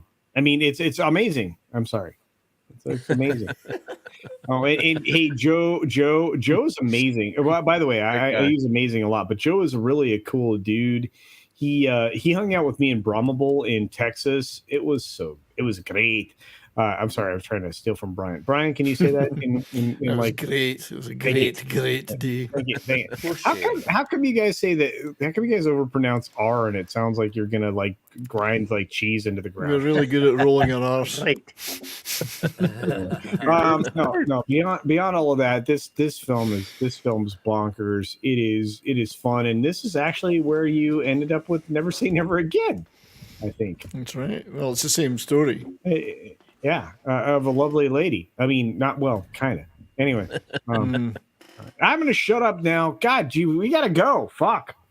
What time is it? I got late early. It's retarded All right, o'clock. Mark. All right, my turn. Wait. Yes, sir, All Mark. right. All right. Well, Culture, check you'll out be my next after Mark. check out my channel for all kinds of toys and culture. Maybe you recognize this. Let's see if he can figure out where this is from. It's a tough one. That's a tough one, but Oh shit! Wow. I recognize it. It's going to take me a minute. It's going to take too long for me to do on the stream. that's all right. No, okay. It's Epcot. It's make your own robot from Yes. Epcot. Yeah. Okay. So here's the cool thing about wow. Fuck. God, there was so much cool shit there. I don't know what happened. Yeah, well, but I was streaming with Dad Man the other night, and I pulled this. Oh, out. I bet you he lost his mind. Holy he crap. lost his, and Mrs. remember. And she's like, "But you made yours all the same color." But I love toys, as you guys can see in the background. So I had such a great time meeting them in Florida. they're great people. Yeah, they are incredible. Look, everybody. I don't think anybody understands. If you get a chance to hook up with anybody in this fellowship, that's magic. It's magic. You don't even understand. These people are so much like you. Even though they're different, you have so much in common. It's amazing. It is, and it fills you with this joy. So it's great to meet people. So hopefully I'll meet them someday down in Florida. But they're great. They're great. Great, I'm going to show people. up where people are. I mean, we're going to come up with a culture, kind of almost even a little bit of a world tour at some point. So anyway, check out my channel. Check out cool stuff like this, and I've been doing a bunch of shorts to get. It's quick and easy to do, but and then check out, of course, Thursday. I don't know, I'm doing well Thanksgiving after I deep fry the turkey. Hopefully, I won't be in turkey coma, and I'll try to make part of the clubhouse, depending on what's happening with the family. And then Sunday night, I've got my show, Sunday Night Geekery, and Clobberin' Times is usually there, and a bunch of people talking about what happened during the week and food or whatever. You never know what the hell we're talking about, but that's a fun show on Sunday night, and of course always here on Toxic Tuesday. So thanks, Nick, and I'll make sure to get the right movie for next week. No, Mark, it's all good, dude, and we got through it. See, just like I said, worked. We'll figure It it worked, out. yeah. It worked out. It all worked out, and it ended up being a very fun show. Considering everything that could have gone wrong, we worked around it, and we had a crowd that was flexible and survived us. So yeah, we still have almost 50 people here. So yeah, so thanks to the chat. Chat was a lot of fun tonight. I couldn't really read it that much because I was clipping the movie, watching the movie during the show. But yeah, thanks to all the chat, and thank you for everyone for being here week to week. It's a lot of fun to hang out with everyone, and much appreciated. Go Southern Mark you with a C, folks. He's worth it. I promise. Goldfinger was as tight as I Thank you, wanted. Eric. Thank you, Eric. Culture Casino, who now has 5 videos out a day and a 6-minute 5 a daily. day. What a slacker. Yeah, I know. I feel He's like a fucking whore. If I were the quartering, I'd be doing 15 a day. There's something very wrong with me. I got to step it up. I don't sleep already. This is dumb. Don't do this, folks. This is bad planning. But we're going to try this. This is a month-long experiment. This is 30 days of me paying Grant Are you just doing the John exorbitant Talks amounts of money. experiment? No, not experiment. But anyway, all right. Look, I shouldn't be here. I should be in bed. All these people are my friends. I love them in a weird, possible, like crazy way. Please subscribe to all these gentlemen. Even Brian, even though he's wrong a lot. You called me a gentleman. You just assumed my, manners. Well, you assumed I've got good manners. No. I was being nice. Why are you going to take something nice and turn it into dirt? Anyway, I didn't turn it into dirt. You did. You made me Give us a break, you dauber. Wow. I don't even know what the hell that was. Was that an insult or a compliment? It wasn't nice. You're gleek it. You know what? You want me to go into languages? It wasn't a language. It was just some sounds. No, you're a liar. And I will. You know what? I'm definitely setting the wet team to your house. Anyway, I had a great time tonight. Wet wipes to the house. That's what. No. Although somebody might be cleaning you up with wet wipes. Anyway, I had a good time. I can't believe Nick let me on the stream. To be honest with you, I definitely extended it a whole lot longer than needed to go. And it was worth it. It was fucking worth it. Just check out my channel if you get a chance. I'm often more excited about promoting others, but I'm trying to partially retire, which is probably the worst planning of my life. But I eventually want to get to the point where I create a production house where everybody can bring their shit and make it. And that's the most important thing to me is because my legacy isn't going to be through kids or anything else. It's going to be through all of you. It's going to be the opportunity to bring entertainment to you from the people I appreciate and the people that offer something different than the mainstream. And I think that's the most important thing. It's why I support all of the really talented comic community that we engage with, including and specifically Eric July and many others, including Neri and Noah and many others. Let's just be clear. We need to support the independent music community and the independent film folks, because without them, we're not moving forward. We're moving backward. We're stagnant, and in many cases, we are we're regressing into something that is fairly nasty. So, but everybody here is worthy of your subscription and your praise, and I was just glad to be here. I don't know why. I really don't know why I was invited, but James Bond is one of my favorite characters ever, and any opportunity Nick gives me to hang out with him, I'm gonna. If I can possibly take that opportunity, I'm going to. So I hope everybody has a great night. Thank you to everybody in the chat. You're why we're here. So thank you. Have a great night, everybody. Please. Thank you, Culture. Indeed. It was a pleasure, and then some, and then some to finally have you. Well, I mean, I offer more than I offer more than the 2 inches Brian gives you. At least. Well, Culture, the pleasure was all yours. And well, probably. But I will say this, and I said this in a very weird thread tweet that I did this week that I wasn't anticipating doing. I'm going to tell you all this. Have a happy Thanksgiving. Agreed. Indeed. Thank you, Culture. We're going to get you and the boss back on for Diamonds Off Forever. Claudia will be on. We've already got the guest set. It's going to be in Guess I'm not getting a shot then, eh? Oh, you'll be there. All 2 inches. Trust me, it'll be great. Anyways, chat. Thank you all for being here. Thank you to the mods. Eric I'm not getting a shot at plugging them. All the channel plugins. You forgot 70s. You forgot 70s. I'm sorry, 70s. No, before I show off 70s, I gotta read these. Well, it things really off. matters, but you know. I mean, TZ Burton for $5. Gold member is definitely an honorary Dick's Division member. Yes, he is. TZ Burton again for $2. I sense a lot of Dick's jokes coming with Thunderbolt. Oh, they come. And then Eric K for $2 says soon the Culture will see a toy for a hot tub stream. Wait. Will you skip the Thunderball comment? That is the coolest use of a jetpack ever. That's true. Yeah. We'll be talking jetpack, all right.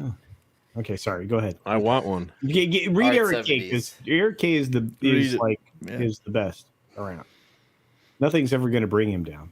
He's the best around. Ain't ever gonna bring you down. This has been another blast, Nick. I really look forward to Tuesday night. You've no idea how much I look forward to these shows and being on this wonderful panel. You know that the first 2 live streams I did, proper live streams, my first 2 special guests were you, Nick, and Culture. And Culture, believe it or not, despite everything he says, is one of my inspirations Here. in order to get into doing this stuff. So God, thank you, You're culture. such a circle jerk now. Dude, Brian knows how much I love him, so that was Yeah, very exactly. Love you to death, mate, and you've been a huge help and a huge inspiration. But I'll never be able to do 5 videos in one day, no matter how even try. I try. Myself. Lucky if I can do 2, but 2 a week.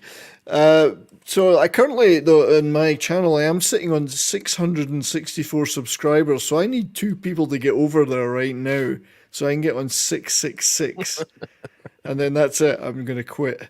And then you quit Iron Maiden style. Yeah. So but things have been going pretty well now that I'm settled down here. I'm starting to think about the future of the channel and what more I can do, and got lots of ideas. Nick, I still want to pin you down to that show we're going to do, Dio Era Sabs show. Remind me, I'll get back to you tomorrow afternoon, and we could definitely do a week soon. I can't do this kind of Monday because of a commitment, but any Monday after that should be good. Yeah. Okay, then I look forward to scheduling that with you. It's my favorite Sabbath era, the Dio era. Well, the first Dio era. And look forward to doing that, buddy.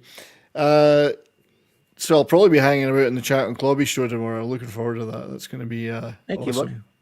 Oh no, I'll be there. I think I know what's going to be bottom of the list, but that's I wouldn't. You think you can guess my list there, huh? I can guess what's last, but there are only 12 to choose from.